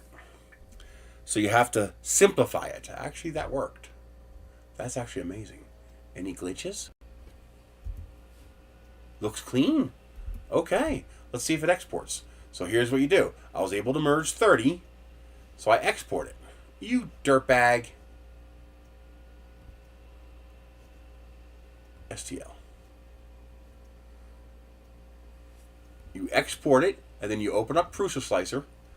Prusa Slicer has some nice tools in it that we're going to need. I gotta wait for the wizard to come up. Anybody know how to cancel this wizard without having to go through it? I don't want to do it.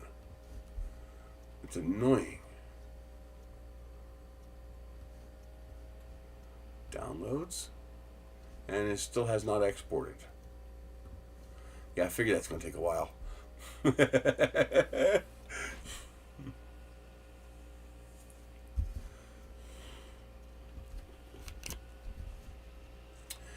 Da, da, da, da, da, da, da. Da, da, da, good idea. What's that site? McMaster Car.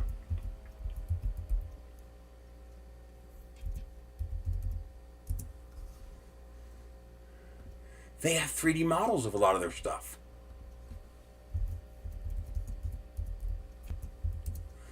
Do they have 3D models of the drill bits?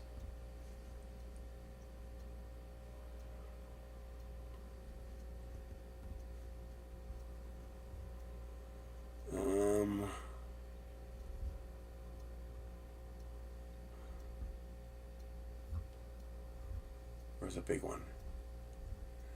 A 1/2 inch. Here we go.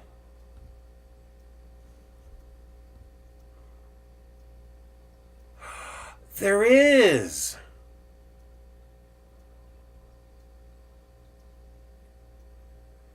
Now, I think there is a way to convert SolidWorks into STL.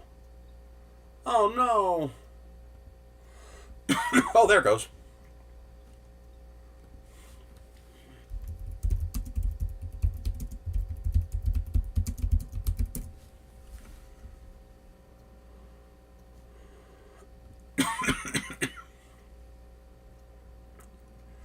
So, no, not convert to. I need to convert to STL. Right there.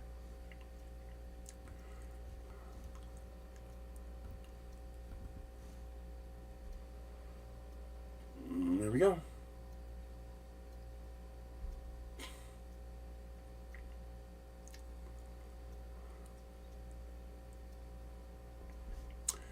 There it goes. Really? You had to zip it.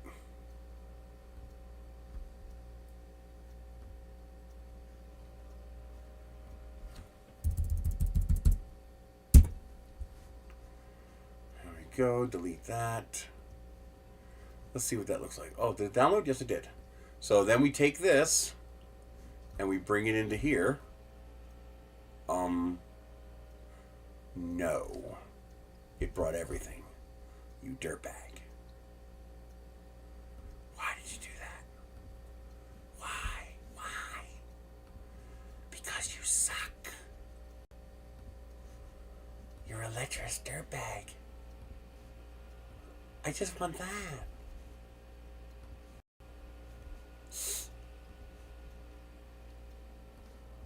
So you bring it here. See how I found 604 open edges?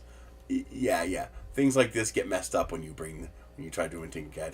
Now, I have no idea if this is going to be usable. There might be too many errors on this file. I can show you how to fix that, but let's try it. So we right click, we go fix by Windows algorithm.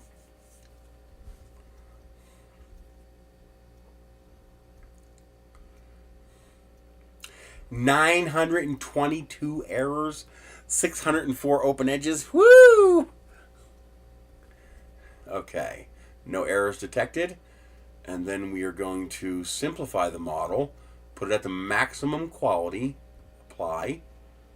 Okay, there's more open edges, so let's fix by Windows Repair again.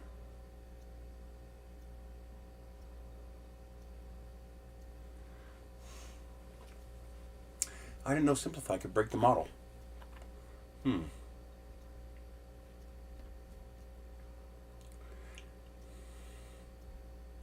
Okay, no errors detected. Right click, export STL, replace the existing one, and then bring it back into Tinkercad. Import.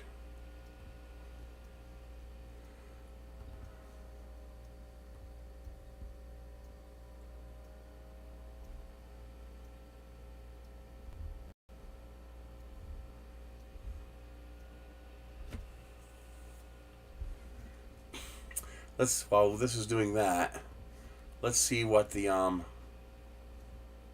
that drill bit looks like.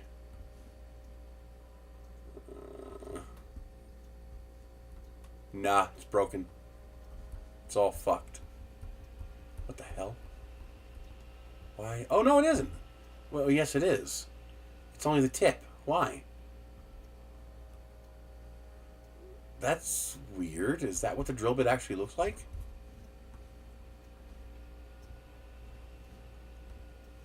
Or did it fub the file?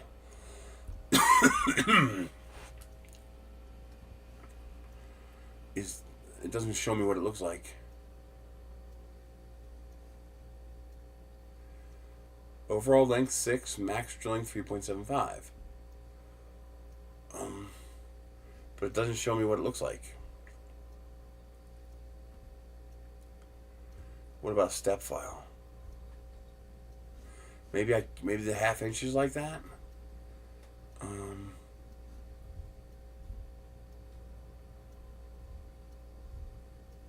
Let's try 11/16. That seems to be a common one. Let's try a step file.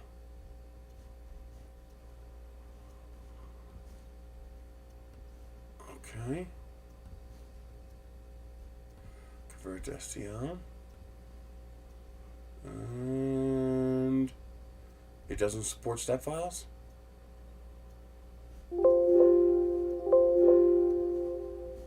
Or did it not download? There it is. Maybe it doesn't. I think I remember last time I couldn't do step files. I had to use a SolidWorks file. Okay. Yeah, doesn't support step. I had to use SolidWorks. Jobber bit.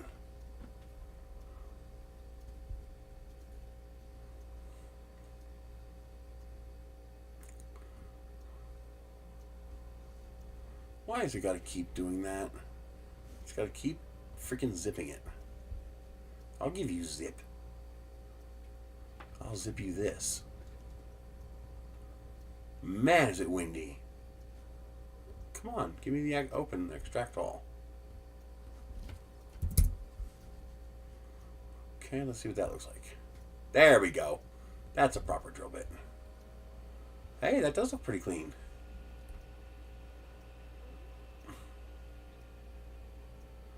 It's got this weird lip on it, but that's okay, I guess. I don't care. Yep, the inside looks good. That's a proper drill bit. Okay, good. How many facets? 4,380, so that should be fine. There's no errors. It's a clean file. So I'm going to redo my little drill bit thing using this one. That's much better. Okay. Thank you for that. I can't believe I didn't think of that. I guess I just assumed it would just be their hardware, but yeah, it's everything. That's freaking awesome. That is such an awesome resource. Okay. Let's get rid of these two. Let's get rid of these. Yeah, I did see something in there that said jobber.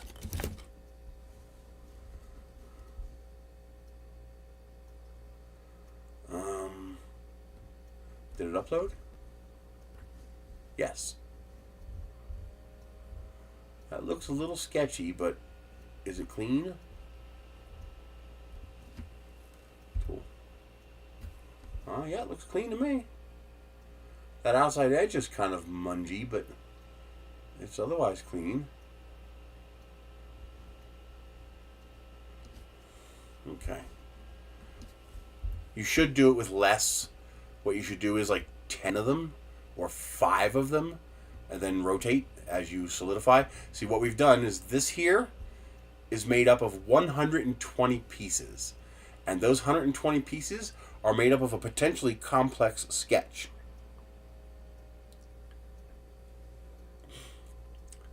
Yes. So what I did was let me get this positioned first, because I need this to position it. So once I bring the 2 pieces in, I select this one and this one. Now remember, blue delete, gray keep. Align, center on this one, and we center on all 3 axes. Now that's in the correct place, and I can delete the blue one. But what I'm going to do first is I'm going to hide that one so I can show you guys what I did. Let's unjoin this. Select everything except this one, and delete. So here's our sketch. So here's the sketch that we made. Okay. I love the way it overshadows everything too. So there's the sketch, finished sketch. I made it 1 millimeter thick. This is to make a 10 millimeter inside diameter, 40 millimeter tall nose cone. And then I put a cylinder that was 10 millimeters, because that's the exact same bottom as this bottom diameter, and I aligned them on the edge.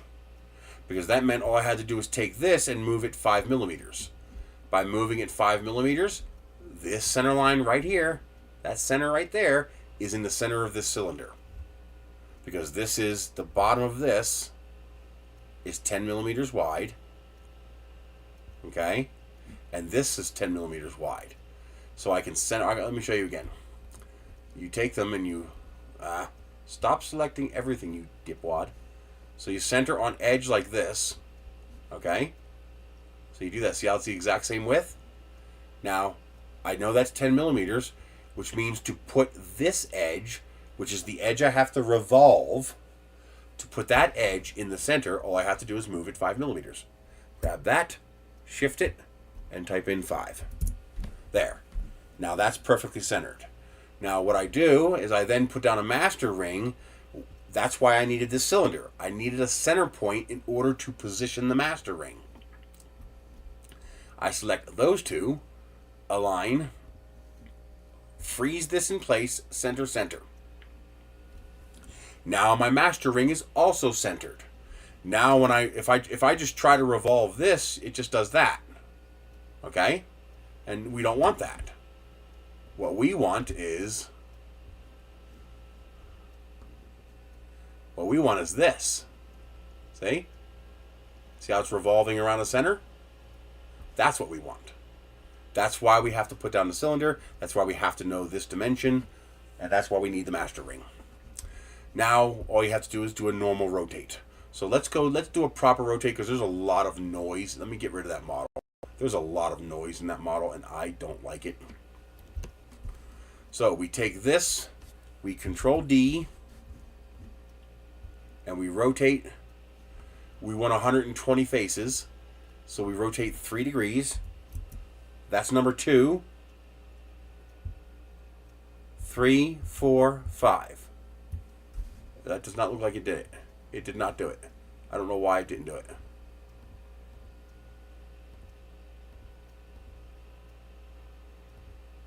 Why didn't it do that? Are these still lined? Yes.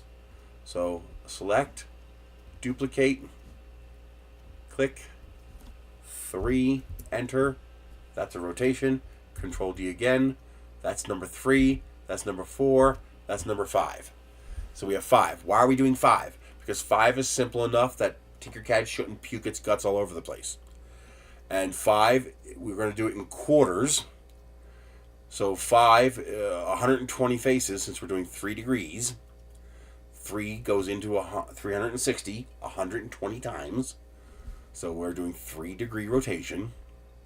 Let's clean up my work surface. So hide the 1, delete the rest, bring back the 1. Okay, so our work plane is cleaned up. Now, the reason I did 5 is because that's a low enough number that Tinkercad shouldn't puke its own guts up.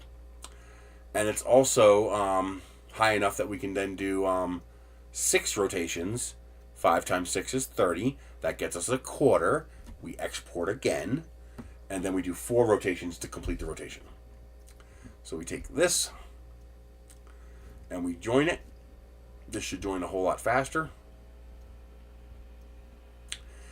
Hit transparent to make sure there's no egregious errors. Okay, that looks clean. I don't see any egregious errors, no gaps, no holes. Okay, now we export this. Export, STL. So that is V22. I should rename this, but I don't care. Okay, we take the file, we just get rid of the old one. We take the file we just downloaded and we put it into Prusa Slicer. Okay, no errors detected. Good. But let's run the algorithm anyway. Right click, fix by Windows Repair. Even though there's no errors, we're still going to do this anyway.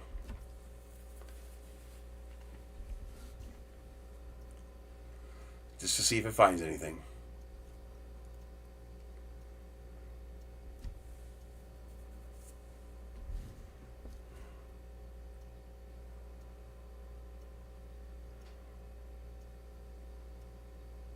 We also need to simplify, or we're going to very quickly exceed the triangle limit of Tinkercad, which is 25,000 triangles. This has got 27,462 facets, which I believe is triangles.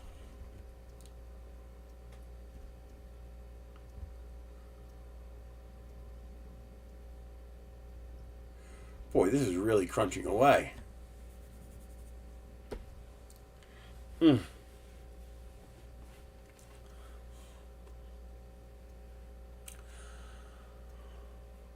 Come on.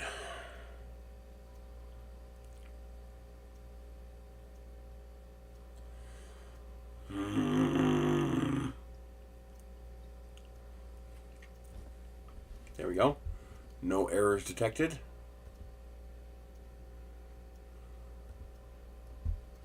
How big is this file? It's only 1.3 megabytes. Okay, now let's try re-importing it and see what happens. Import. Choose file. The new file I just downloaded, import it. Now the difference is, this is made up of 5 individual files combined together, and you have the complexity of whatever the sketch was. This is a single file with no complexity, except for its geometry. Check it, it looks clean, okay? Now, the reason we need both of these is because I have to put this exactly where this one is.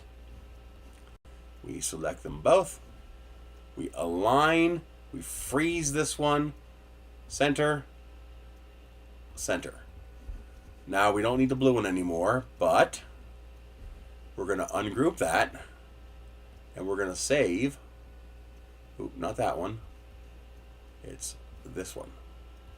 We're going to save the original one. The reason we're going to save the original one is in case we ever want to modify this sketch again.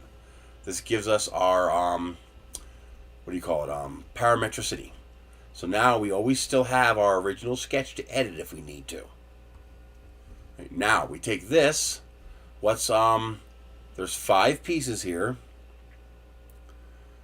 So we start at 0.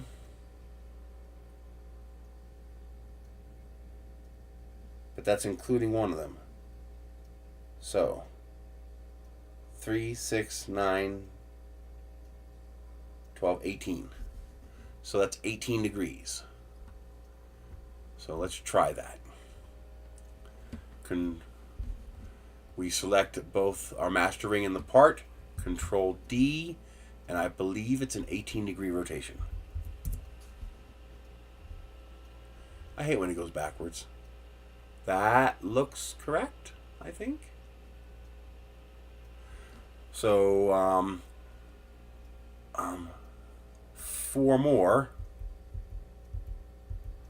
brings us to 90 degrees. Yes. So now we take these group of parts and we join them together.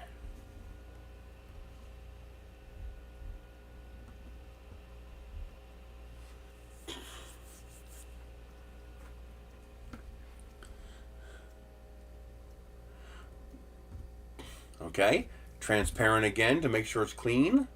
Yep, I don't see any seizures or weirdness. I see a little weirdness there. What's that? Oh, something's wrong. That should not have a gap there. It's a perfect rotation though. Oh, yeah, I screwed up. That's wrong.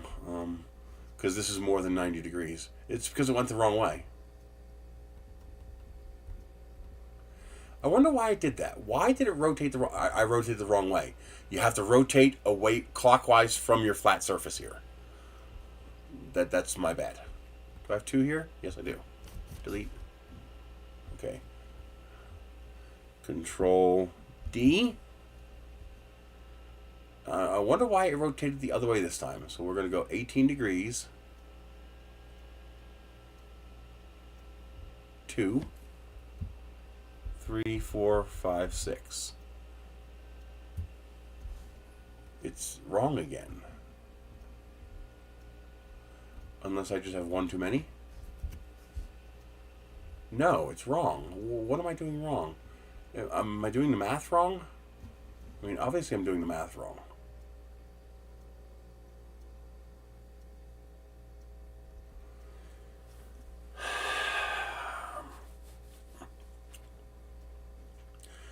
What am I doing wrong?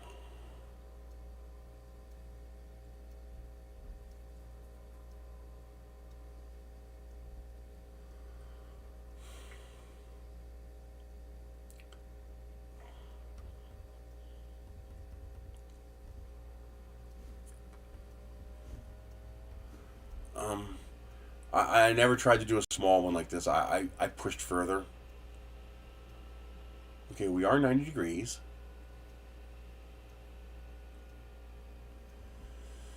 I'm doing the math wrong. This is not a problem with the process. This is a problem with the math in my head. How many degrees do I need to rotate? Now this is 1, 2, 3. Oh, wait a minute. It's only 4? No, this is more than 4 here.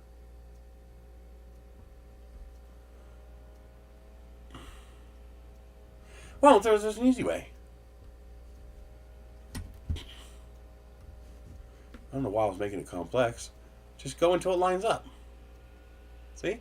Lines up. So there's 12, 13, 14, 15. Oh, it's 15 degrees.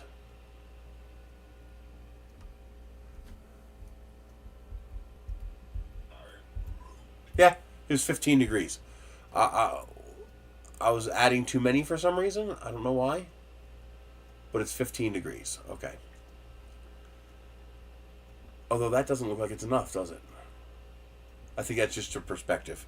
Okay. So it was 15, not 18. I goofed up. Anyway, join.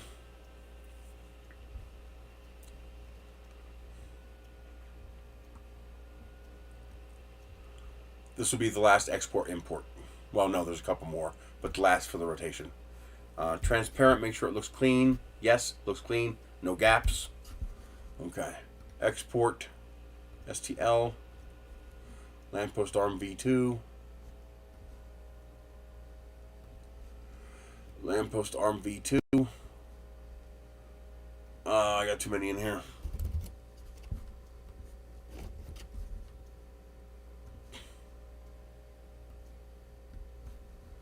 Alright, see how we have errors? This is why we have to do this. So let's go fix by Windows algorithm.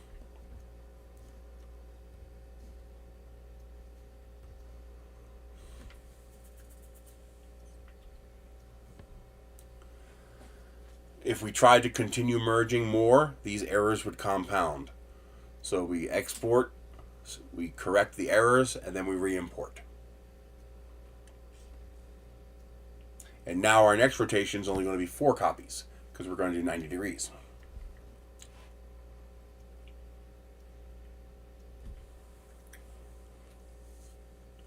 And instead of being 30 parts being rotated to 120 parts, it's 1 part being rotated to 4. And that's well within Tinkercad's wheelhouse. And then we have another process we have to do, which I'll explain in a moment.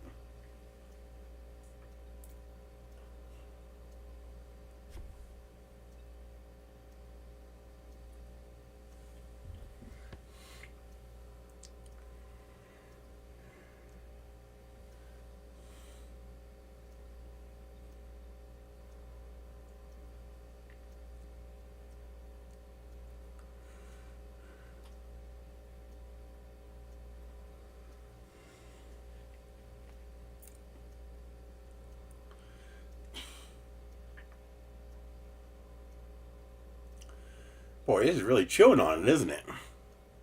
5,174 errors.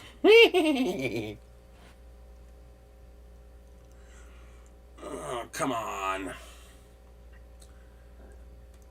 It's always got to make me wait.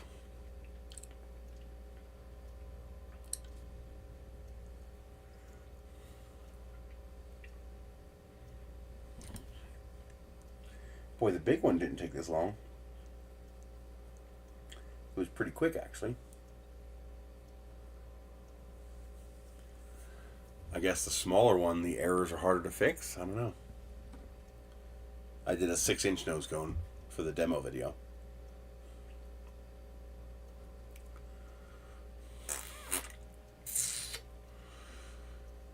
Ugh. Come on, Windows repair algorithm.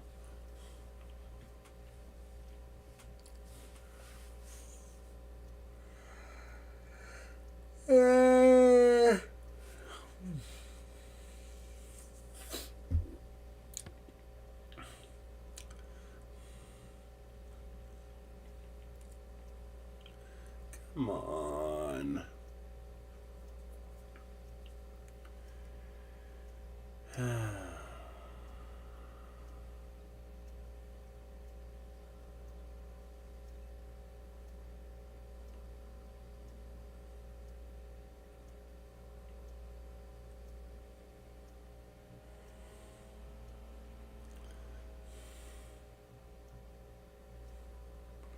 Hey, it moved!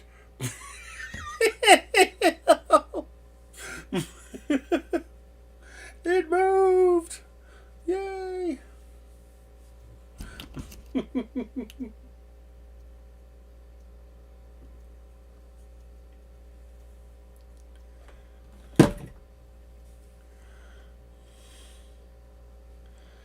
Come on.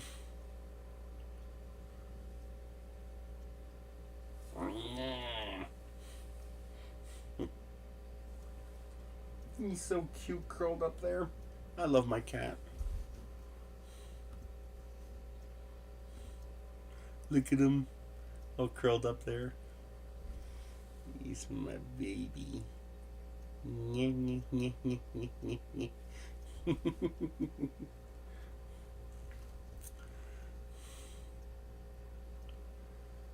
He's a good boy. Out there it goes. No errors detected. Okay, let's switch back here. We right click and go to export. We overwrite the existing file. Yes.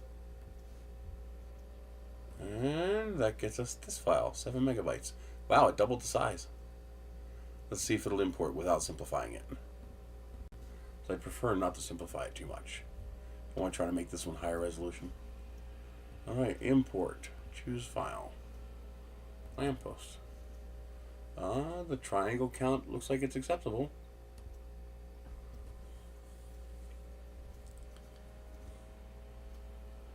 Which one is deaf? Null, I suspect, might have a hearing problem. I don't know if he's deaf. Well, there's definitely times where it seems like he can hear. So I'm wondering if he just has bad hearing. And, because there's definitely times where I call him and he responds. And then there's times where he seems completely oblivious. Well, you just saw that he can hear. He heard the drill. He wouldn't have. If he was deaf, he wouldn't have reacted to the drill. So he can definitely hear. Just it seems like he doesn't hear the greatest. Or maybe he's just being an asshole and ignoring me sometimes. That's entirely possible. Screw yeah, that's entirely possible. Yeah, catitude. No, but there are times where, I'll put my hand around the side of his head and I'll do that, which should at the minimum make his ears flicker a little bit, and nothing.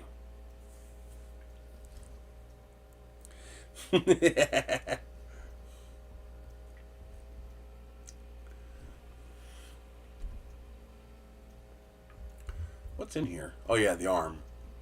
I still have to make the arm hold the light.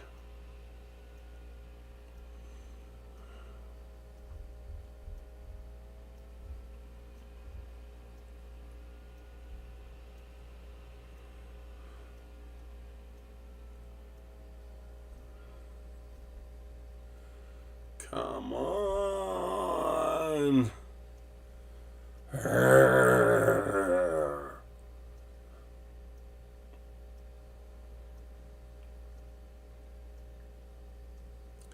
It seems like the smaller one is harder for it to deal with. Isn't that weird? I wouldn't have guessed that. I would have guessed a smaller one would have been easier. But the big one went a lot faster.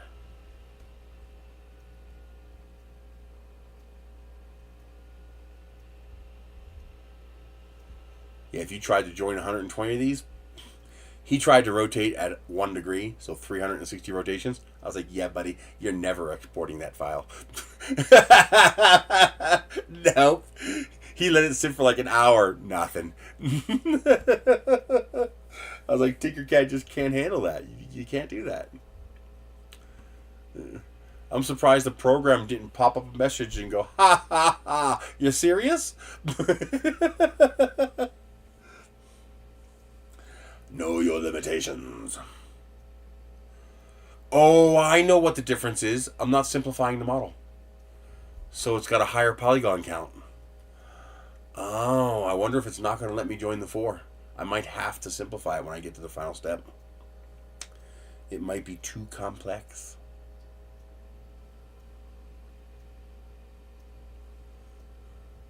I'm giving her all she's got, Captain.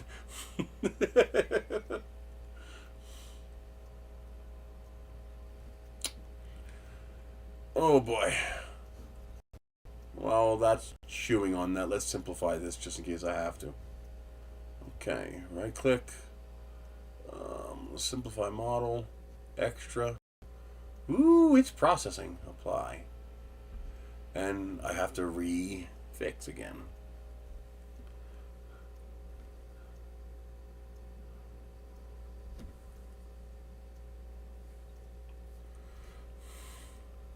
But you lose some of that clean detail when you simplify. But we should still have plenty.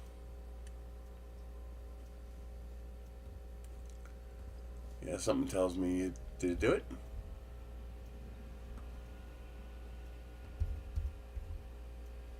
Did it cancel it? Because the window wasn't current?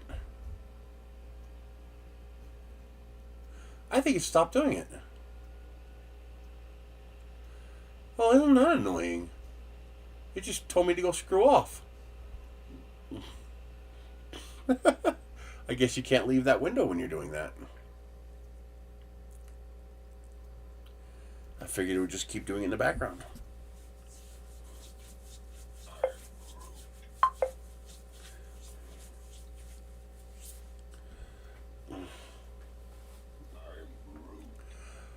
Boy, these next couple months are gonna be dicey.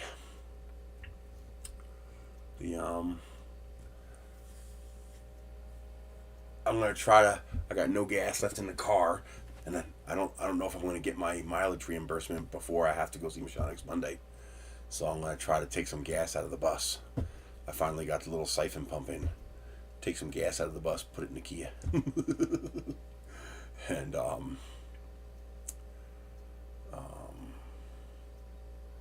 my phones will probably turn off this Friday when I don't pay the bill, but it'll just be a couple days before I get the check, and then I can pay them. Get them turned back on. $45. You know, the problem is I use $10 every time I go to Albuquerque, so it adds up.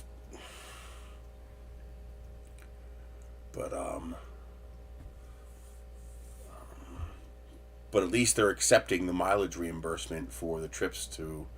There's a diabetes self-management program. I figured at my weight, even though I'm not diabetic, it's probably a good idea for me to start managing myself as if I am, so that I don't become diabetic, because that'd be really bad.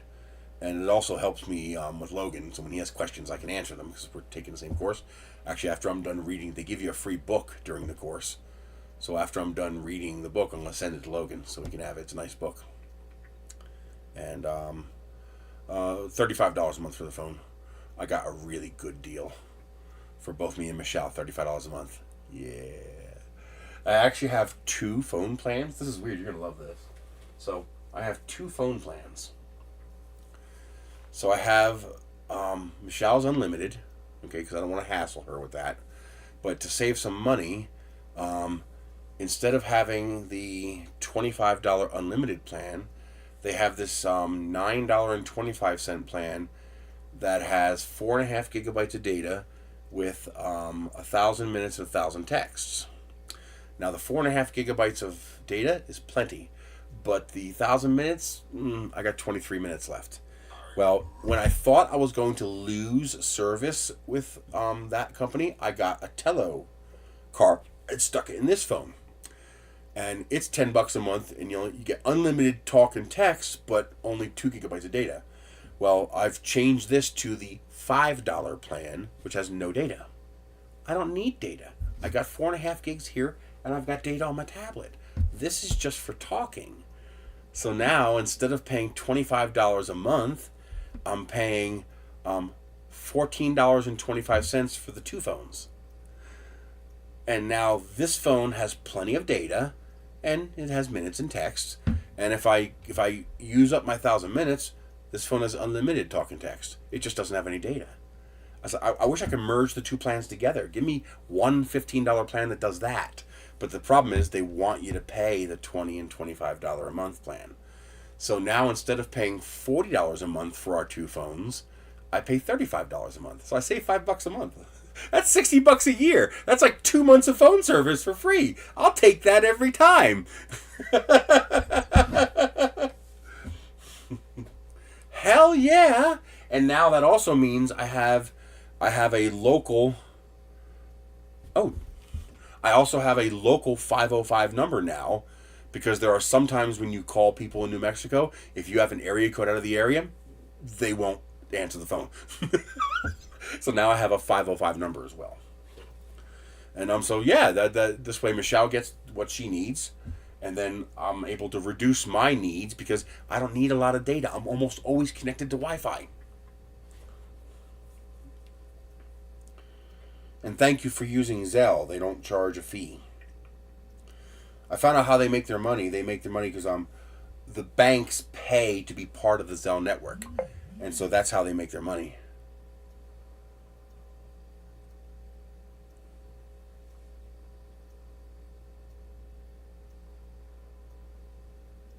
Dude, $100. You freaking rock, dude. That's enough to put gas in the car and pay the phone bill. Thank you very much. I really, really appreciate that. I'm doing this. I'm doing what I can. I am losing weight.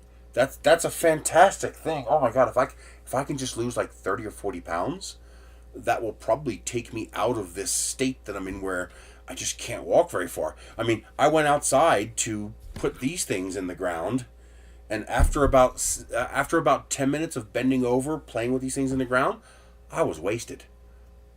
Just done. It's like, what the fuck? Why? And what's so weird is that I stop and I sit down in a chair. You know, I have a chair out under the carport.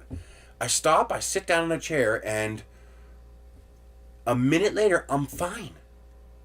My heart rate's back down, my breathing's back down, everything's back.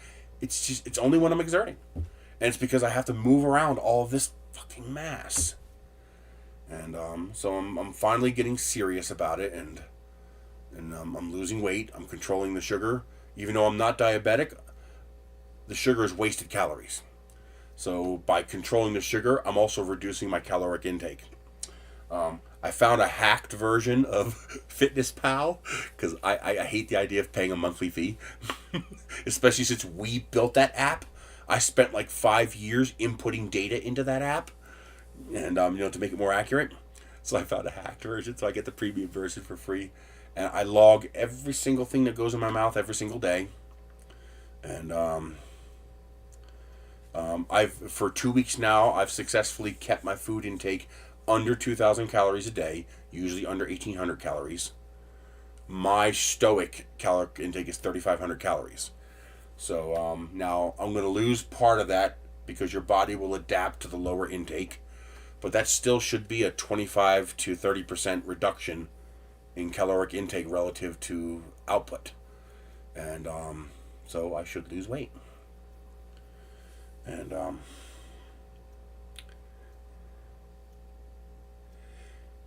yeah, that's what I have to do. I even tried walking to the next door neighbor's house. I couldn't make it. I could have made it to the neighbor's house, but I realized about halfway there I would never be able to make it back if I went all the way. And although I found a test for that, I realized what I need is here's the weird. This is what's really freaking weird. Tiredness gets me when I'm bending over. When I'm bending over, eventually I'm just wiped. It's so much mass to lift up and down from that height. But when it comes to walking, it's back pain that gets me.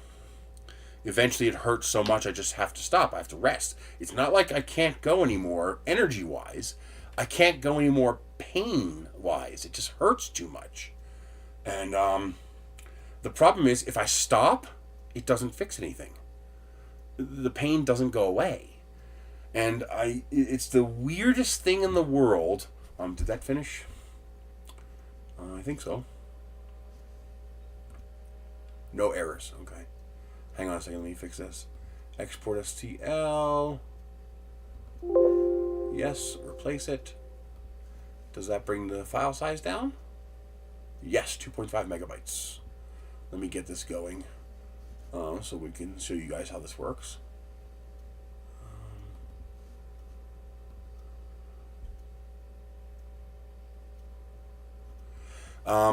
The weird thing is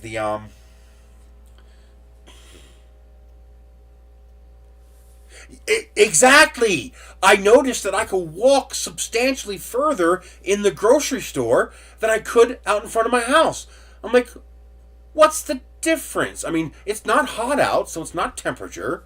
I mean, sure, the ground is a little rough. It's gravel. But that big a difference? And I realized the one time I went to the grocery store, not the grocery store, it was Walgreens. And I went into Walgreens, and by the time because the drive-thru was broken. Somebody had run into it and destroyed it. So I had to walk inside to get Michelle's prescription.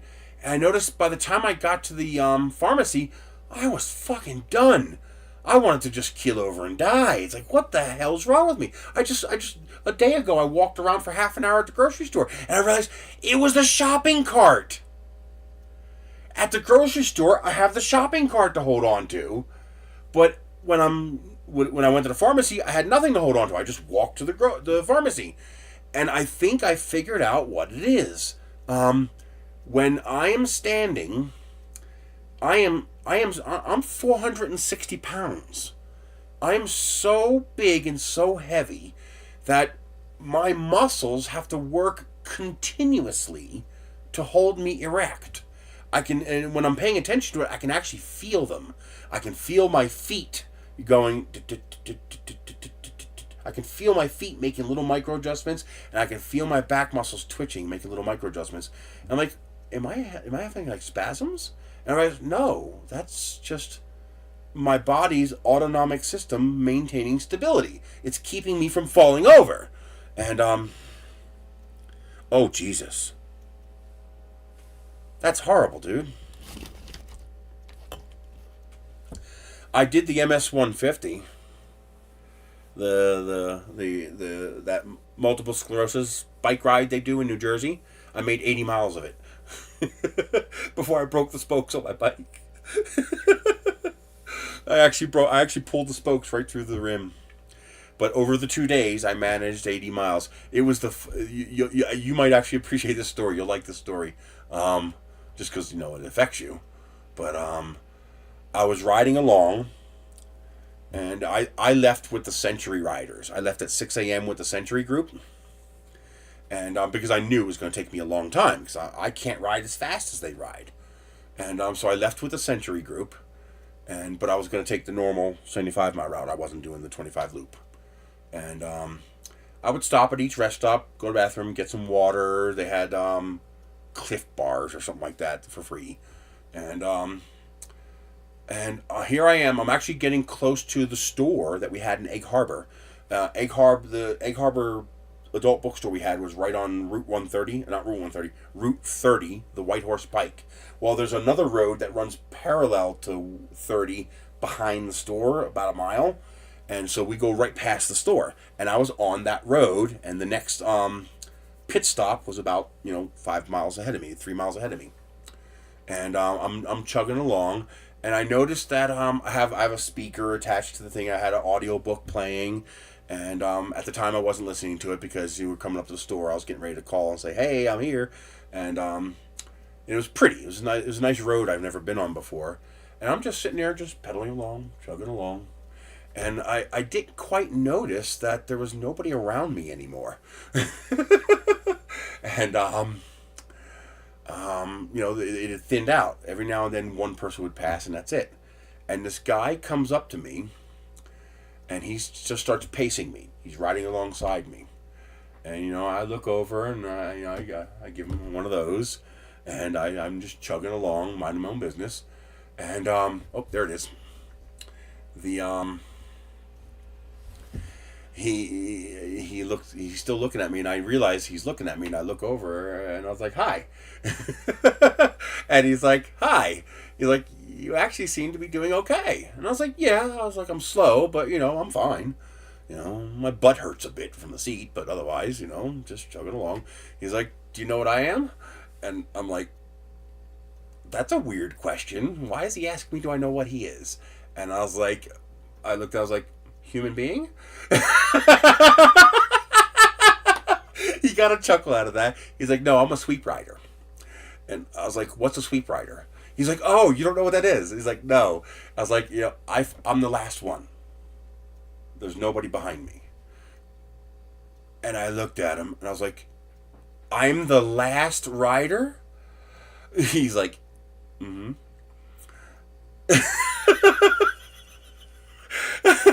And I was like, you're kidding. I was like, I left with the Century Riders. And he's like, yep, you know, we have a limit to how long we can be out because, you know, we have police and volunteers, you know, blocking off roads and stuff like that so riders can cross. And I was like, so if you can't make it to the destination by a certain time, you have to take the bus. They call it a sag wagon. And he's like, you know, I was like, I kind of feel bad, you know, you seem to be doing okay, but you know, it's you're not going to make it by 5 o'clock. And I was like, oh no, I'm thinking 8, 9 o'clock. And he's like, yeah, we can't have people on the road that late. I was like, oh, okay. He's like, you know, well, keep riding until you get to the next stop, and then, you know, we'll put your bike in a truck and take the bus in. He's like, once they get over the bridge, they'll let you back out so you can finish to the destination the last mile or two. And I was like, okay. You know, I'm not going to be an asshole and, you know, make their lives more difficult. But yeah, I was the very last rider. He said he had to go around the Century Loop once, just in case there were any stragglers who were attempting that. And he's like, but yeah, I'm basically the last person. I probably could have made it, but, you know, it just would have taken me another, you know, 4 or 5 hours. And, one thing the riders talked about was how bad the 2 bridges going into Ocean City are. And so, obviously, the next day, we leave from Ocean City and go back. And I only made it about 15, 18 miles. And I had to stop. Basically, my ass was so ripped up from the seat. From what was happening is I have a semi-recumbent. So it's a Dream 6 or Dream 21 by Day 6 bicycles. I don't even think they're in business anymore. And it's very well. I did radio comms for years before I actually attempted the ride. I'm a ham radio operator, N3 Yankee Echo Zulu, and so we would do ham radio comms, you know, so the buses and sags and sweeps and volunteers and ambulances could all talk to each other. So I was in one of the ambulances, and if they needed us, they would call me over the radio, and I would say, okay, they need us here. And instead of having to, because cell phones were more difficult back then. It wasn't a common thing to have a cell phone back then. KBOUIE, nice. 73s, dude. And I still got to get a J-pole set up here. The ham radio changed fundamentally when freaking Baofeng came out. Now you can buy a freaking dual band ham radio for $30, $20 even. It's ridiculous. It's so cheap. So the next day I only made like 15, 18 miles or something like that because what happened is I had to put a piece of plywood underneath the seat because I broke the seat. I was so heavy. And because of the way I'm sitting on the bike, these are my legs, okay? And what's happening is as I'm pedaling, this portion of my skin, my butt, the bottom of my butt, where it's touching the seat, was getting folded like this over and over again. And eventually it tore the skin. I actually had blood on my underwear because I was bleeding so much from the skin being torn. And so the next morning, after about 15 miles, I couldn't take it anymore. The pain was just too much. I was like, there's no point in destroying myself, you know. But yeah, I volunteered with radio comms for many years, and I tried one time to ride it. My inspiration, I don't know if you've ever seen anything from that ride, was the there was this lady. She was like 90 years old, and she didn't do the whole thing toward the end, but for many years she did the whole ride in heels and a dress on a single speed bike. She did the whole thing. I got pictures of her. If I ever find those pictures, I'll show you. But she was my inspiration. I was like, if she can do it, I don't have any excuses. You know what I mean? She's like 90 years old, like 87 years old or something like that, and she's doing this. I was like, there's nothing but excuses. And it was fun. I enjoyed it. It was very good. I only raised like $800 for multiple sclerosis, but still, it was worth it. And I did enjoy the ride, even though I didn't do the whole 150. You know, still a 400-pound person, 375 pounds at the time. You know, a 375-pound person doing 80 miles is, to me, that's an achievement. So I was happy with it. But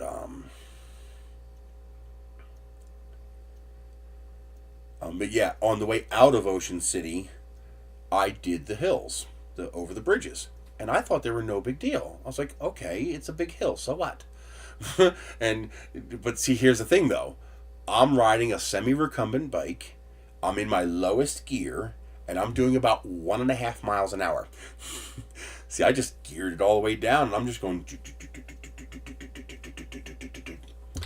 And these guys, these sociopaths, these wackos, these weird, freakish lizard people, you know, climbing this bridge like this. They're going, zoom, zoom, zoom. I'm like, they're doing like 15 miles an hour up this incline. Like, no wonder they hate that bridge. I can't even do 5 miles an hour up that incline. And they're pushing 15 plus. Pumping, you know, they're standing up and just pumping up this freaking hill. It's like, no wonder that hurts so much. I literally couldn't do that. If I tried, I would shear the half shafts off the crank. I actually had to be careful and not pedal too hard, because if I pedaled too hard, I would break the bike. Because I'm just too heavy. And, but what are you going to do? And that year was the year my dad died. He died later that year. And that's why, you know, everything went downhill from there. What are you going to do? Life takes over. You do the best you can. No one else was willing to take care of Michelle, so I had to take care of Michelle. I mean, Sarah and them already moved out. Logan was a drug addict. He's fantastic now. I mean, he's doing amazing. But at the time, he was an active drug addict, so he wasn't going to take care of her. And there was no one else to take care of her. So, you know, just got to do the best I can. I want to try to give her something of a life. That's all. I do not want her to spend the rest of her life in that goddamn nursing home. I really hope she can get it together and, you know, do what she needs to do to get walking again. I will make sure she's fed right, whatever it takes. If I got to feed her 5 or 6 times a day to keep her from being hungry, that's what I'll do. But I will make sure she eats healthy, proper nutrition, underweight, and whatever I can. Succeed or fail, I'll be able to say I tried. Okay, so now we take our new copy. This is a simplified copy. Let's make it transparent, make sure it's clean. It is. Alright, and we align it with the pink one. Align, freeze. You go here, and you go here. And now we take the blue one, and we delete it. Okay, so now we are a simplified model. Now all we have to do is take our master ring, Control D, and rotate it 90 degrees. And then D and D. And there. Now we have a complete nose cone. That's only 4 pieces. We take those and we join them.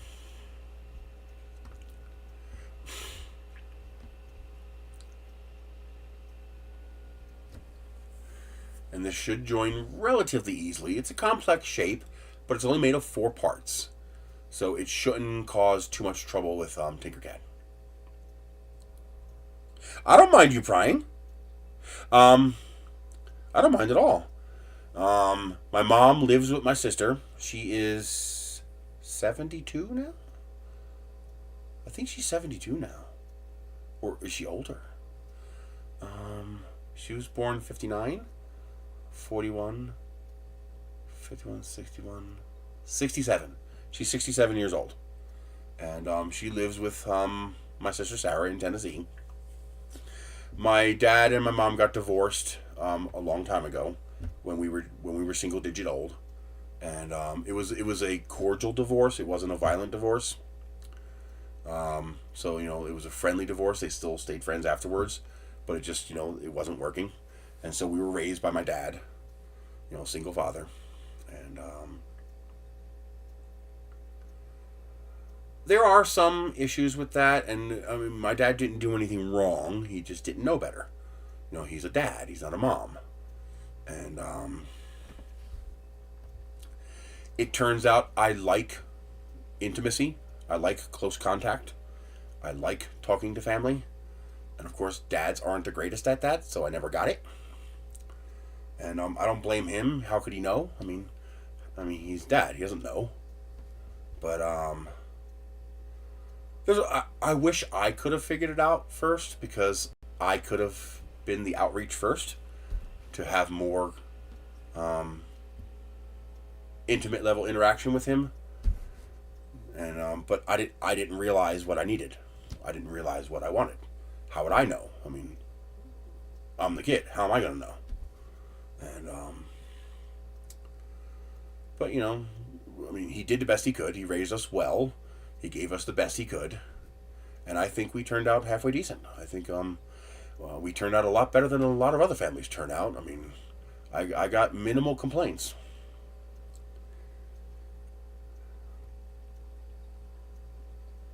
Come on. Why are you giving me a hard time?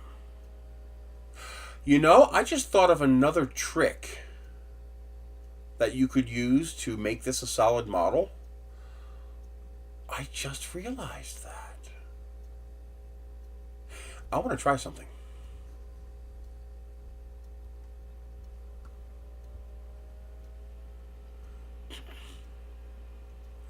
Oh, now it doesn't want to go backwards. Yeah, no kidding. There's no manual, so you play it by ear. I don't need to do. Oh yeah, I do. I need it. I need it here.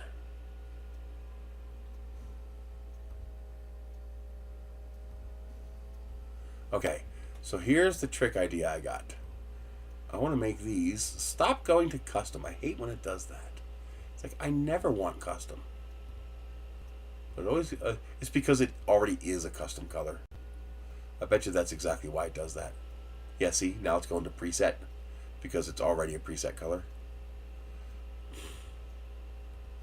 That makes sense. Okay, so here's my idea. I already have this one exported. No, I gotta do it again. So export this one. So we're starting at 3. Then we export this one. Then we export this one. And then we export this one.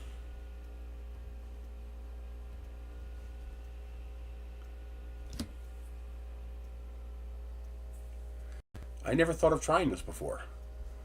Now, I take those 4 files. Is there nothing in here? Nope, I gotta get rid of this. I take the 4 files and I drop them in here. Now this should align them. It didn't. How do I do that?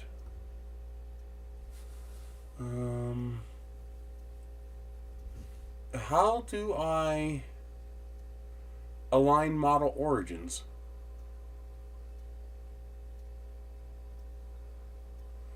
Is there no way to align origins in Prusa? I don't see a way to align origins. Oh, what's this?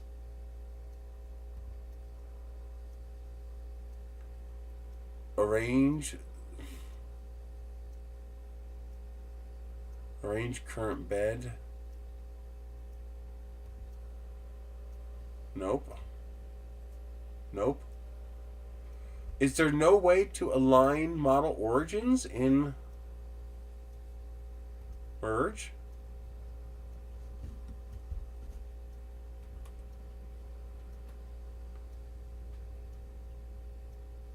I don't see a way to align origins in here. I don't think you can. If it doesn't recognize it automatically, but I know a program that will.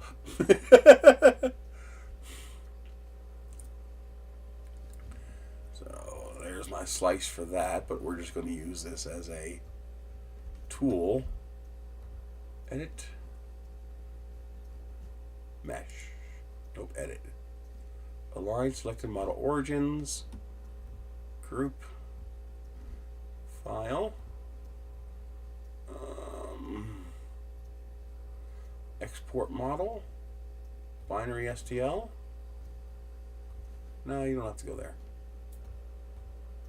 Let's finally rename this cone mold. Neg. I don't think so either. I mean, as of now, it's still the best slicer. Orca Slicer will probably eventually replace it. It's a real pity. So now we can bring this into here. There we go. And now we repair it. Well, let's simplify it first, since we're definitely going to need to simplify it. Oh yeah, even the simplify process took a while. And now we run the algorithm on it. I'll show you why in a moment. Yeah, it sucks. I was really hoping they would keep doing something because I really like Simplify 3D better. The only time I use Prusa Slicer is to verify my models work in Prusa Slicer and to use the tools, the repair and the cut and the stuff like that. Otherwise, I prefer Simplify 3D. I guess it's mostly from, well, first of all, the algorithm is good. Simplify 3D does a good goddamn job of slicing. It really does. It just does a good job. But also, I know everything about it. So when I need to change something, I know exactly what I need to change. I know how it's going to behave. I know what the result's going to be when I print. It's predictable because I understand it. Now, obviously, eventually I could get that way with Orca Slicer, for example. Although we'll see if Orca Slicer continues. That might dial Divine too if Bamboo doesn't work with them. But yeah, I think you're right. I doubt we'll see another update to Simplify 3D, which is a real pity because that what they did only works once. You know, I didn't mind paying an extra $50 for an updated version, and they did make a lot of nice updates. A lot of things are better. But you know, and people don't understand that Simplify 3D is the product. When you use Orca Slicer, when you use Prusa Slicer, when you use Cura, you're not using the product. You're using a consequence of the product. You're using a side effect of the product. You know, Ultimaker can afford to update Cura because it helps their printer sales. Prusa Slicer can afford to update Prusa Slicer, which is just like 3R, because they sell printers. Simplify 3D doesn't sell printers. They sell Simplify 3D. And unless an angel investor like Creality or Elegoo or Anycubic, you know, wants to invest in them to continue updating, and I don't think they are psychologically compatible with that process. I noticed that the authors of Simplify 3D have got a little bit of a catitude, let's say. And so I don't think they would be compatible with, okay, we need you to do this. No, we don't want to do that. I just don't think that's going to work. That's what they need, but I don't think it's I don't think the people are compatible. And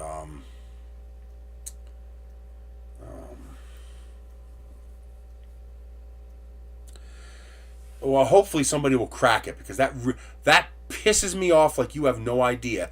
That I want to run it on this computer, I want to run it on my tablet, I want to run it on my laptop, and I want to run it on my desktop. And I have to uninstall and reinstall? That's such big fucking noise. I'm wondering if there's anything to be done about that. I can't do anything. I can't afford to do anything, but that's bullshit. Now, we've simplified this and we've corrected it. So now we export the STL.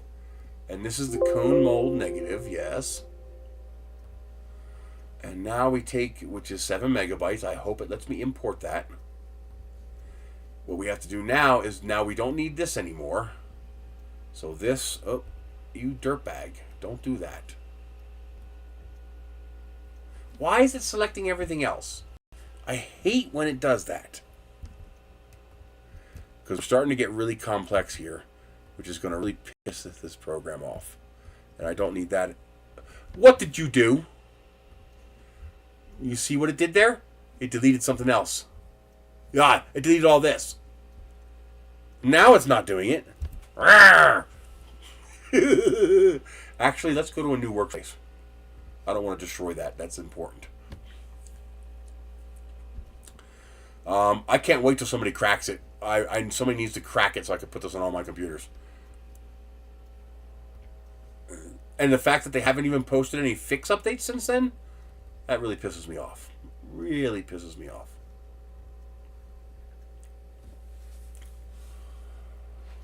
And that trick will never work again, because I'll never give them another $50. I mean, I won't not give them another $50, but I'm going to wait. It won't be, oh, sure, you need $50? Here you go. Because I got way over the $150 I paid for it in the 7-8 years I've been using the program. Oh, I love Simplify 3D. It just works well. Oh, but you can't do this. I don't care. Great. You have some fancy lightning infill. I don't give a shit. The tree supports suck. I don't care. I don't use supports. I just don't care. It was for the things that I do, and also it's one of the few programs that properly slices phase mode models. It's also the only slicer that will do mixed mode multi-process phase prints. Prusa Slicer won't do that. It will not allow you to mix phase mode and regular mode. Simplify 3D will. And since I use phase mode so heavily, I need to use it. And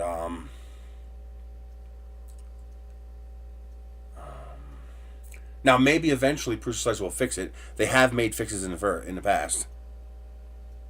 Yep, I had a MakerBox Mini was my first printer, just because it was very cheap on eBay. They were getting rid of them, and I actually still have it. Eventually died, and they sent me a brand new replacement, and I've still never opened it. It's still brand new in the box in the trailer.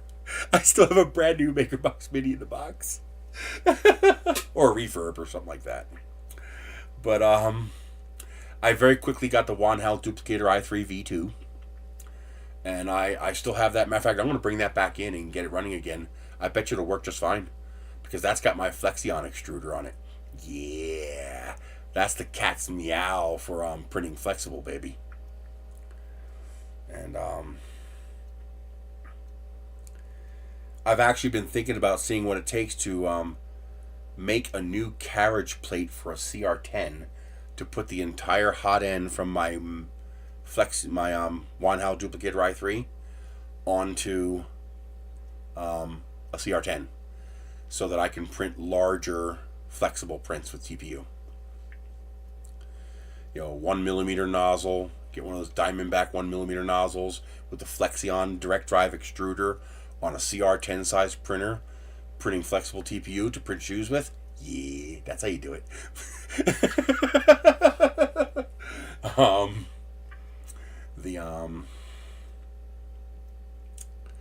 But the big thing about Simplify 3D for me, and can you guys see my screen? Yeah. Here's the big thing with Simplify 3D for me. It's this. It's being able to do multiple processes like this. See this one here? I have this set to do the first 2 layers at 0.8 millimeters with 2 bottom layers. Okay, what's the big deal? Well, the problem is I can't do bottom layers for the whole print. Because if I do the whole print with bottom layers, you know how when you're slicing something and there's an inside edge, and because the edge is curved, it tries to fill in some support there. What would take a lot of power? The Flexion extruder? No, the same power as this regular CR10. I have to have no top and bottom layers to avoid it doing that. It's part of the intelligent algorithm, and usually you want it to do that because it helps make the prints better. But when I'm doing a really specialized print like this, I need to have more control. And so I have multi-process lets me do that. So this is my bottom layers. This is the first 6 millimeters that I have 6 perimeters or 7 perimeters set up. So it's basically a solid perimeter print. No, I use a regular heater. Nope. I'm using. I have a longer 3D LK5 Pro, and actually out in the trailer somewhere, I gotta find it because I need that printer. I forgot I had that set up. I need that. I have a Ender 3 with a 1.2 millimeter nozzle, and I'm gonna put a 1 millimeter nozzle on an Ender 2. That's all using the stock 40-watt heater. You don't need a bigger heater. You just can't go as fast. That's all. If you're pushing the same 10 cubic millimeters a second, it doesn't matter whether it's a 1 millimeter nozzle or a 0.2 millimeter nozzle. 10 cubic millimeters a second is 10 cubic millimeters a second. So this is my solid perimeter section to make sure that the impact gun doesn't break the joint. And then this section here has 3 perimeters and infill to make sure that the part in here is connected to the part out here. And then this section is no infill, just 5 perimeters. That's why I added that cylinder to the center to beef it up. And doing multi-process like this in Simplified 3D is so much easier than any other slicer's method of attempting to do multiple processes. Now, the only thing is, I don't have the ability to do what Cura and Prusa Slicer can do. Place setting objects in the print. So, for example, in Cura, you can place a object that will define a space. So I can say, make this half of the model with infill and this half of the model without infill. Multiple process is limited to the Z-axis. However, I build tall things, so that's what I need. I've had very little need to have multiple processes horizontally. Vertically is where I need the multiple processes in 99% of the case. And it does this so easily. You just bring this up, you bring up variable, and you adjust where you want to split it. It creates this little section here, wherever you need to split it. And you go add, and you move it again. You go add, you go move it again, you go add. Or you could type in the numbers if you know them, because you can type in the number here. And it just makes multi-process so easy. Simplified 3D is also very easy to do sequential printing. So that's, for example, this one. This is, and each of these is multi-process. So each of these is multi-process and sequentially printed. This is just so easy. And these are multi-process and sequential printing is something I do a lot. And I don't need the headache of learning a new slicer that's going to have a more difficult process. Look at this. Just blup, blup, blup, blup. That's it. It's that easy. That's how easy it is to do multi-process here. So let's see. Where do I need to split this? I need to split it right there. Layer 1093. So, tool, calculator. I wish it would also show me millimeters. Oh, it is. Right there, 40 millimeters. It does have it. It's right there, 40 millimeters. Oh my god, I spent so much time there. It's right there, 40 millimeters. Okay, so what I do is I take this Okay. I guess I have to ungroup it. Or can I do it here? Tool, variable. 0 to 0.8. I can't do variable on the second one.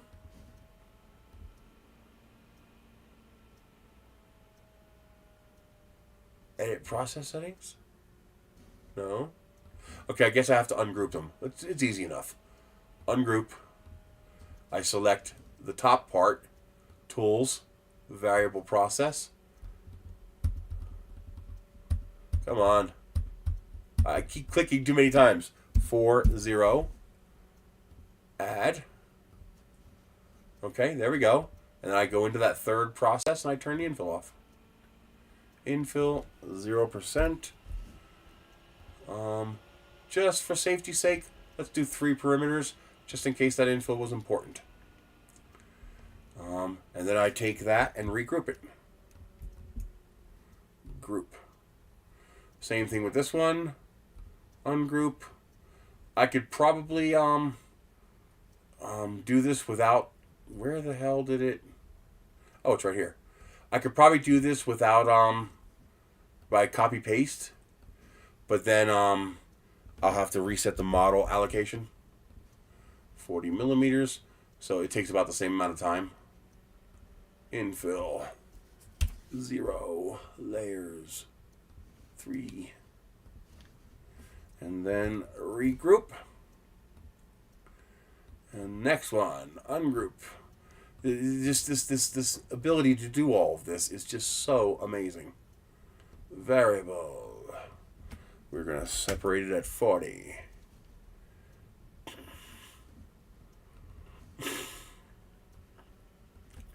Zero and 3. Actually, I want to do one of them in vase mode. I want to see how that works. Let's do this. Group. Now I can edit the groups without having to ungroup. So I'm going to leave that at 2. If we're going to try vase mode, we don't need to do 3. So editing existing groups, I don't have to ungroup them. But to resplit, I do. I don't need 3 perimeters. So let's try that with this one. Let's go ungroup. I'm going to do it with the first one, actually. Variable, so I can print just that one if I want to. 40, add. And infill 0. 0. And regroup. There you go. Now it'll slice with the new settings so that it'll go all the way through. Hey, Mike, how are you doing today? Now, let's try this. I think I can get away with that. Let's go single perimeter phase mode. And let's go to 1.0. Let's just go 1.0 on the multiplier. Okay, so, and I can also slice just one. So I go prepare to print. It's only going to slice what I have picked, or I can hit select all. Or I can pick this one and that one. Let's just slice the one. First, let's make sure we have no vase gap. Okay, I have to lower the layer height.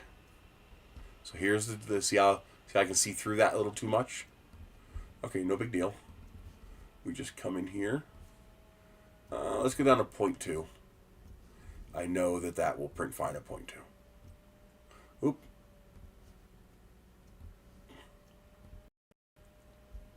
Yeah, see? It's closed. There we go. That's what I want. Sometimes you'll get a gap at a big layer height change, but I don't see no gap here, so we should be good.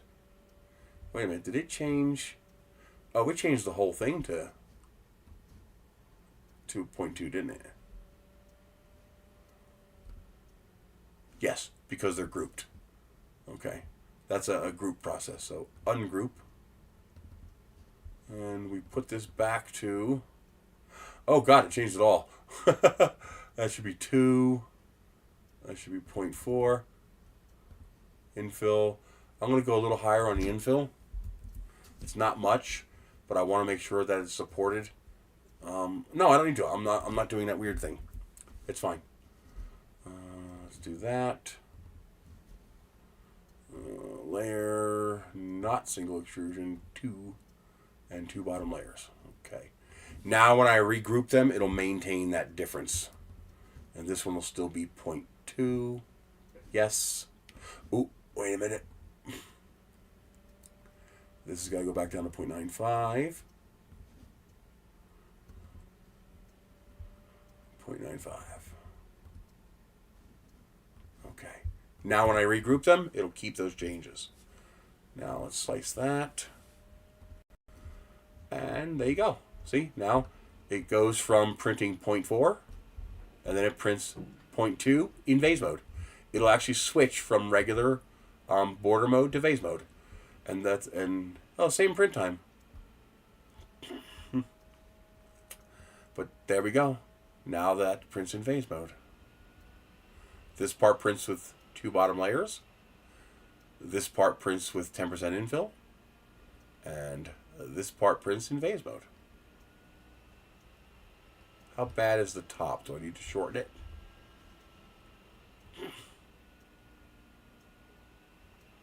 No, perfect. I got no complaints about that. And the cool thing is, I can have these differential settings for these models, and I can still print them all sequentially. Nothing. Absolutely nothing. Scares the living shit out of me. But nothing I can do about it for now. There you go. So now it'll print that one, that one, that one, and this one. And if the vase mode one is strong enough, that lowers our mass allocation to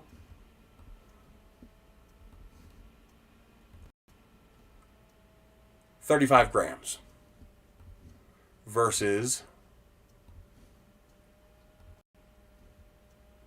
44 grams. So we save 25% of the mass.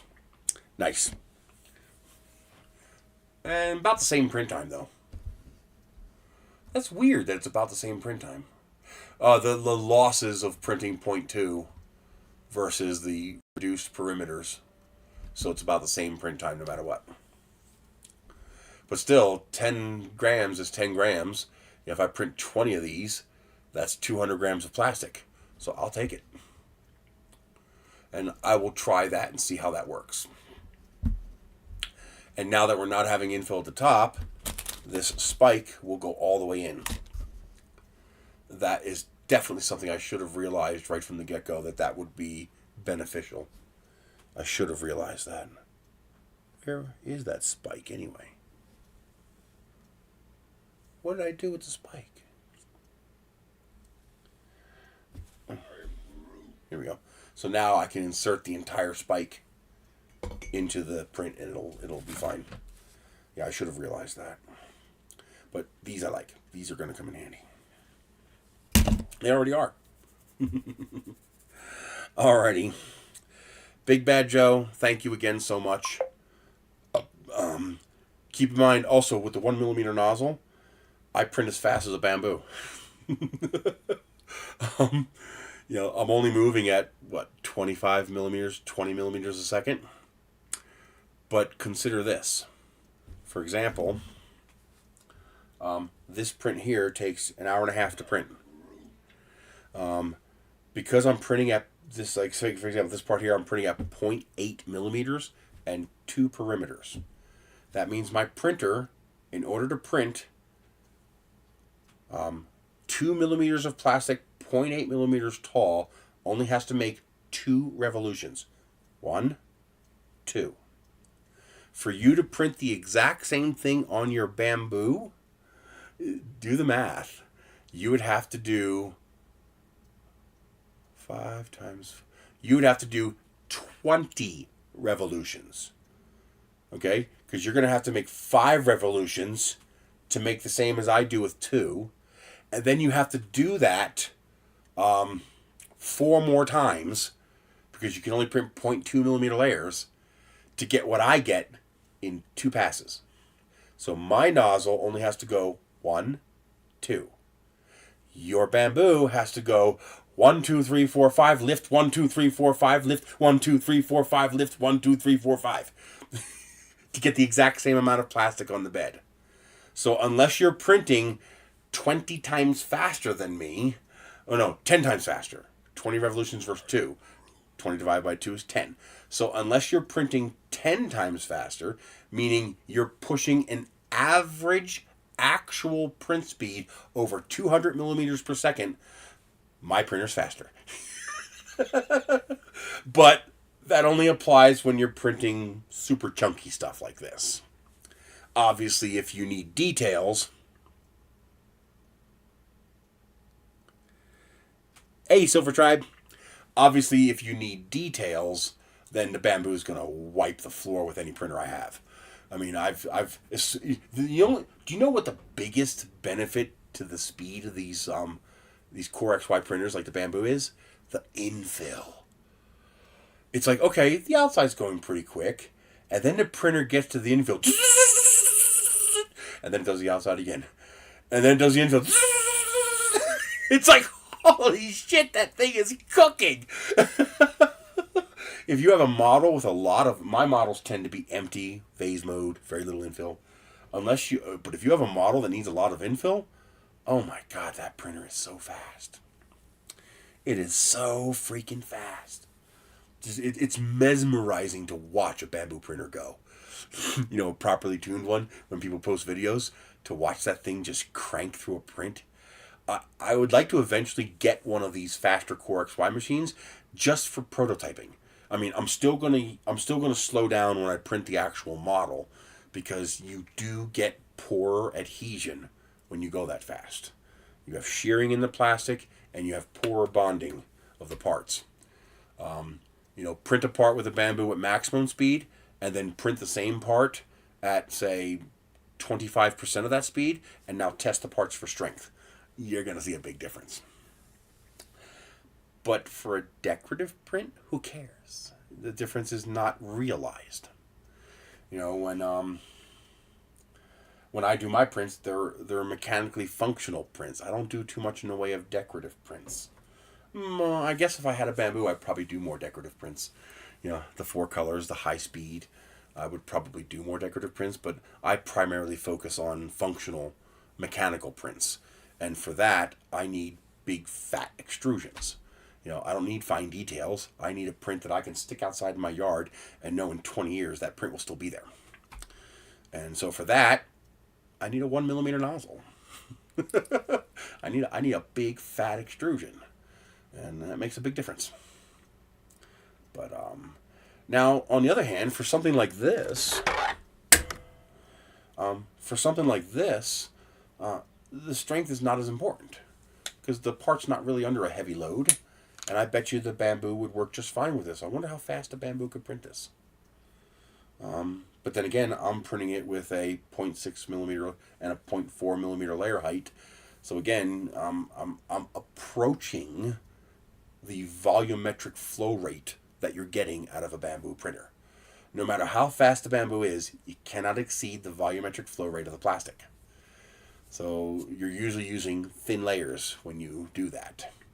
The advantage is thin layers allow you to reduce horizontal translation because of the stair-step nature of 3D printing. Thinner layers allow you to reduce that. The problem is, every time you have the layer height, you double the print time. So a printer that can go 8 times faster, I can cut the layer height to 1/4 and still print in the same time. So there are definitely huge advantages to being able to print that fast, which is nice. Who knows? I'll probably end up eventually getting either a Elegoo Centurion or a Creality K2 or something like that. That's a long time down the road, though. Unless one of them is willing to send me one, it's a long time down the road before I'll have that. In the meantime, I make up for slow speed by mass printing.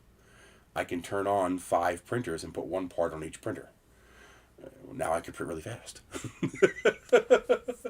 Because I don't have to wait for one to finish to start the next. I can simultaneously print. But yeah, that is fascinating to watch a Bamboo printer go. It's just fascinating to watch them, how fast it is. All right, I got to skedaddle. The Roadrunner pantry is today, and I definitely want to go to that. So I got to get out of here. I will see you guys later. Big Bad Joe, thank you again so much. You really have no idea how much that's going to help. I was genuinely concerned about how the hell am I going to process next week. Yeah, I have no idea how I'm going to do my electric bill this month, but I have 2 months to deal with that. You know, my Amazon will do better. Everything will do better. The gas, I need that now because the gas light's on. So there's no way I'm making it back to Albuquerque. Normally that would be annoying because gas is usually cheaper in Albuquerque, but with the gas prices going up, it's the same price everywhere now. It's about $3 a gallon no matter where you go. But hey, 3D Medic, how you doing? Look what I made. I made basically a wall anchor, but for my solar lights in my yard, with a 3D printed screwdriver. Where'd it go? Where'd it go? Like, seriously. Oh, here it is. With a 3D printed screwdriver to put it in. Okay? And you could also fit that in there. And you can also fit the 8mm lights in there. And if you have hard soil like I do, I have a drill bit. And it freaking works. The only problem is I'm not strong enough to actually go in deep enough. So now it's going to go in. Here we go. Put that on there. And that in there. Now it'll work. I actually broke the first one. I accidentally had it in impact mode. This is my little monster. I paid like $300 for this like 5 years ago because this thing is just I can take the 33mm lug nuts off my bus with this. But yeah, I accidentally hit the trigger full and it just That wasn't the fault of the part. That was because I used a really, really big hammer for a little tiny nail. But yeah, these are working great. I stick them in the ground, and I stick my solar lights in here, and they never fall down ever again. If I have to change one, repair one, replace one, I can pull it out of there, and the spot's ready for me. I just stick it back in there. These are nice. If you like putting a lot of solar lights in your yard, you're going to like these, especially if you like the Dollar Tree ones. I redesigned this to not have any infill at this part, so this spike will actually go all the way in. It'll actually go all the way down like that. And now you can just take out your Halloween lights, put in your Christmas lights, take out your Christmas lights, put in your Easter lights. If you're one of those people who likes to buy all those decorations from Dollar Tree, perfect for that. You can have fixed spots for everything. It worked really nice. Where do you live?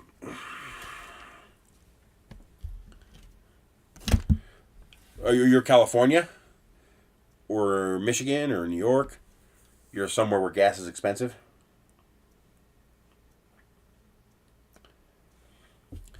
Do you know the gas companies actually charge UK drivers less for gas than they charge US drivers? You might think that's crazy. You go look up the price of gas in the UK and you're going to like, wait a minute, that's per liter. You're nuts. Subtract the taxes. Now compare the prices. At least as of 3 years ago, it might be different today, who knows. But at least as of 3 years ago, gasoline was $1 per gallon cheaper in the UK. The reason your pump price is so high is the same reason Big Bad Joe's pump prices are so high. Taxes. But the actual gasoline is cheaper in the UK. They're just screwing us. Oh, they pay less taxes. Raise the price. They'll still think they're getting a good deal. And that's exactly what they did. What are you going to do? Alrighty. I will see you guys later. Thank you again so much. Don't forget, if you're not a member, you can join my Patreon. And I have links for my Zelle and my PayPal on my website, Nerys.com. And also, don't forget to patronize Vision Miner. I'm telling you, that stuff is absolute. I don't even know if that's an affiliate link. I don't care. That stuff is witchcraft. It's absolutely ridiculous how good that stuff works. It scared me a couple times, man. Like when I printed this last night, it was attached to the bed so well that when it released, it sounded like something cracking. You know, when the bed cooled down and it auto releases, you can't get this off until it cools down. It was like crack. I'm like, what the hell was that? And I looked, I was like, oh, it's done. As the part shrinks and it finally releases. But yeah, even the little sample they give you, that'll do an Ender 2 or a CR10, and you'll probably get 4 to 6 months before you need more. I get many prints and usually a couple of months before I have to add a little drop more and spread it around. Usually if I get impatient and pull something off early. But yeah, that nano polymer stuff, it's witchcraft. There's something spooky dark magic going on with that stuff. I print on the aluminum bed. I got rid of the glass. I print directly on the aluminum bed. Yeah, it's not perfectly flat, but I'm printing with a 1mm nozzle. Ask me if I care. That's one advantage. It's in the link in the description of the video. But the ask them, order a sample. Also, if you're going to Rocky Mountain Maker Fair, they'll have samples there. The stuff is. I never liked bed aids, adhesion aids. I was never a big fan of adhesion aids. I was like, because I just don't want to have to. I don't want a consumable that I have to keep replacing, especially nanopolymer. Prepare for a little bit of a heart palpitation. This stuff's expensive. The big bottle is $60. But in 2 years, I've used this much of that bottle. Okay? In 2 years, I've used this much. I have it on 6 printers. And in 2 years, I've used this much. Okay? It goes along. Now, if you're doing ABS, PC, nylon, stuff like that, you're going to go through it a little faster. But PLA PETG, it basically lasts forever almost. It eventually wears because each time your part comes off, it takes a little bit off with it. But it truly is remarkable. I mean, I'm blown away. I start a print, and I get up in the morning, and the parts have auto-released. Just grab the parts and go. Just do not try to remove it while the part is hot. You're going to bend and break stuff because it holds on that good. I could take this print. Okay, that's like 40 millimeters. Okay, I could take this print if it's in the middle of the bed. I could pick up the printer with the print because of the adhesion of the nanopolymer. I could pick up the printer with the print. I don't want to damage nothing, but I might try that one day just to show people. But once it cools down, you'll actually hear it cracking. You'll actually hear the stress forces in the plastic releasing as it releases from the nanopolymer surface. I'm sold. I love the stuff. And I love the fact that I can print on the aluminum. Now, that doesn't work 100% of the time. Some aluminums, they say, have coatings or surfaces that are not compatible. But so far, all of mine have been compatible. I just print directly on the aluminum bed. It's so nice not to have the glass plate and all that crap and bullshit. It's nice to get rid of that. I wish I can get the glass off of my Chiron because they have little tabs holding the glass on. I don't know why. They bonded it to the aluminum. You can't separate the glass. But I love the stuff. I'm sold. I'll promote the shit out of that stuff because I see them at a show and I just walk by and I go witchcraft. All right, I will see you guys later. You have a great day. Something I'm going to work on next week, I want to design and print a toolbox. I want to make a nice, start off with a simple one, hinge, handle, with the little pop-out tray that you take out, your classic, mechanics toolbox. And eventually I want to make a Plano-style toolbox, where you open it and the drawers come out. But I want to start off, I want to make a toolbox, so that's something we're going to work on next week. But here's the trick. No hardware. 3D print everything. 100% plastic. No screws, no bolts, no nuts, no washers. I want to print everything. I think I know how to do it. So I will see you guys later. You have a great day. And thank you again, Big Bad Joe. You've been you've sent me 4-6 kilograms of plastic already. And then this. Thank you, buddy. I really appreciate that.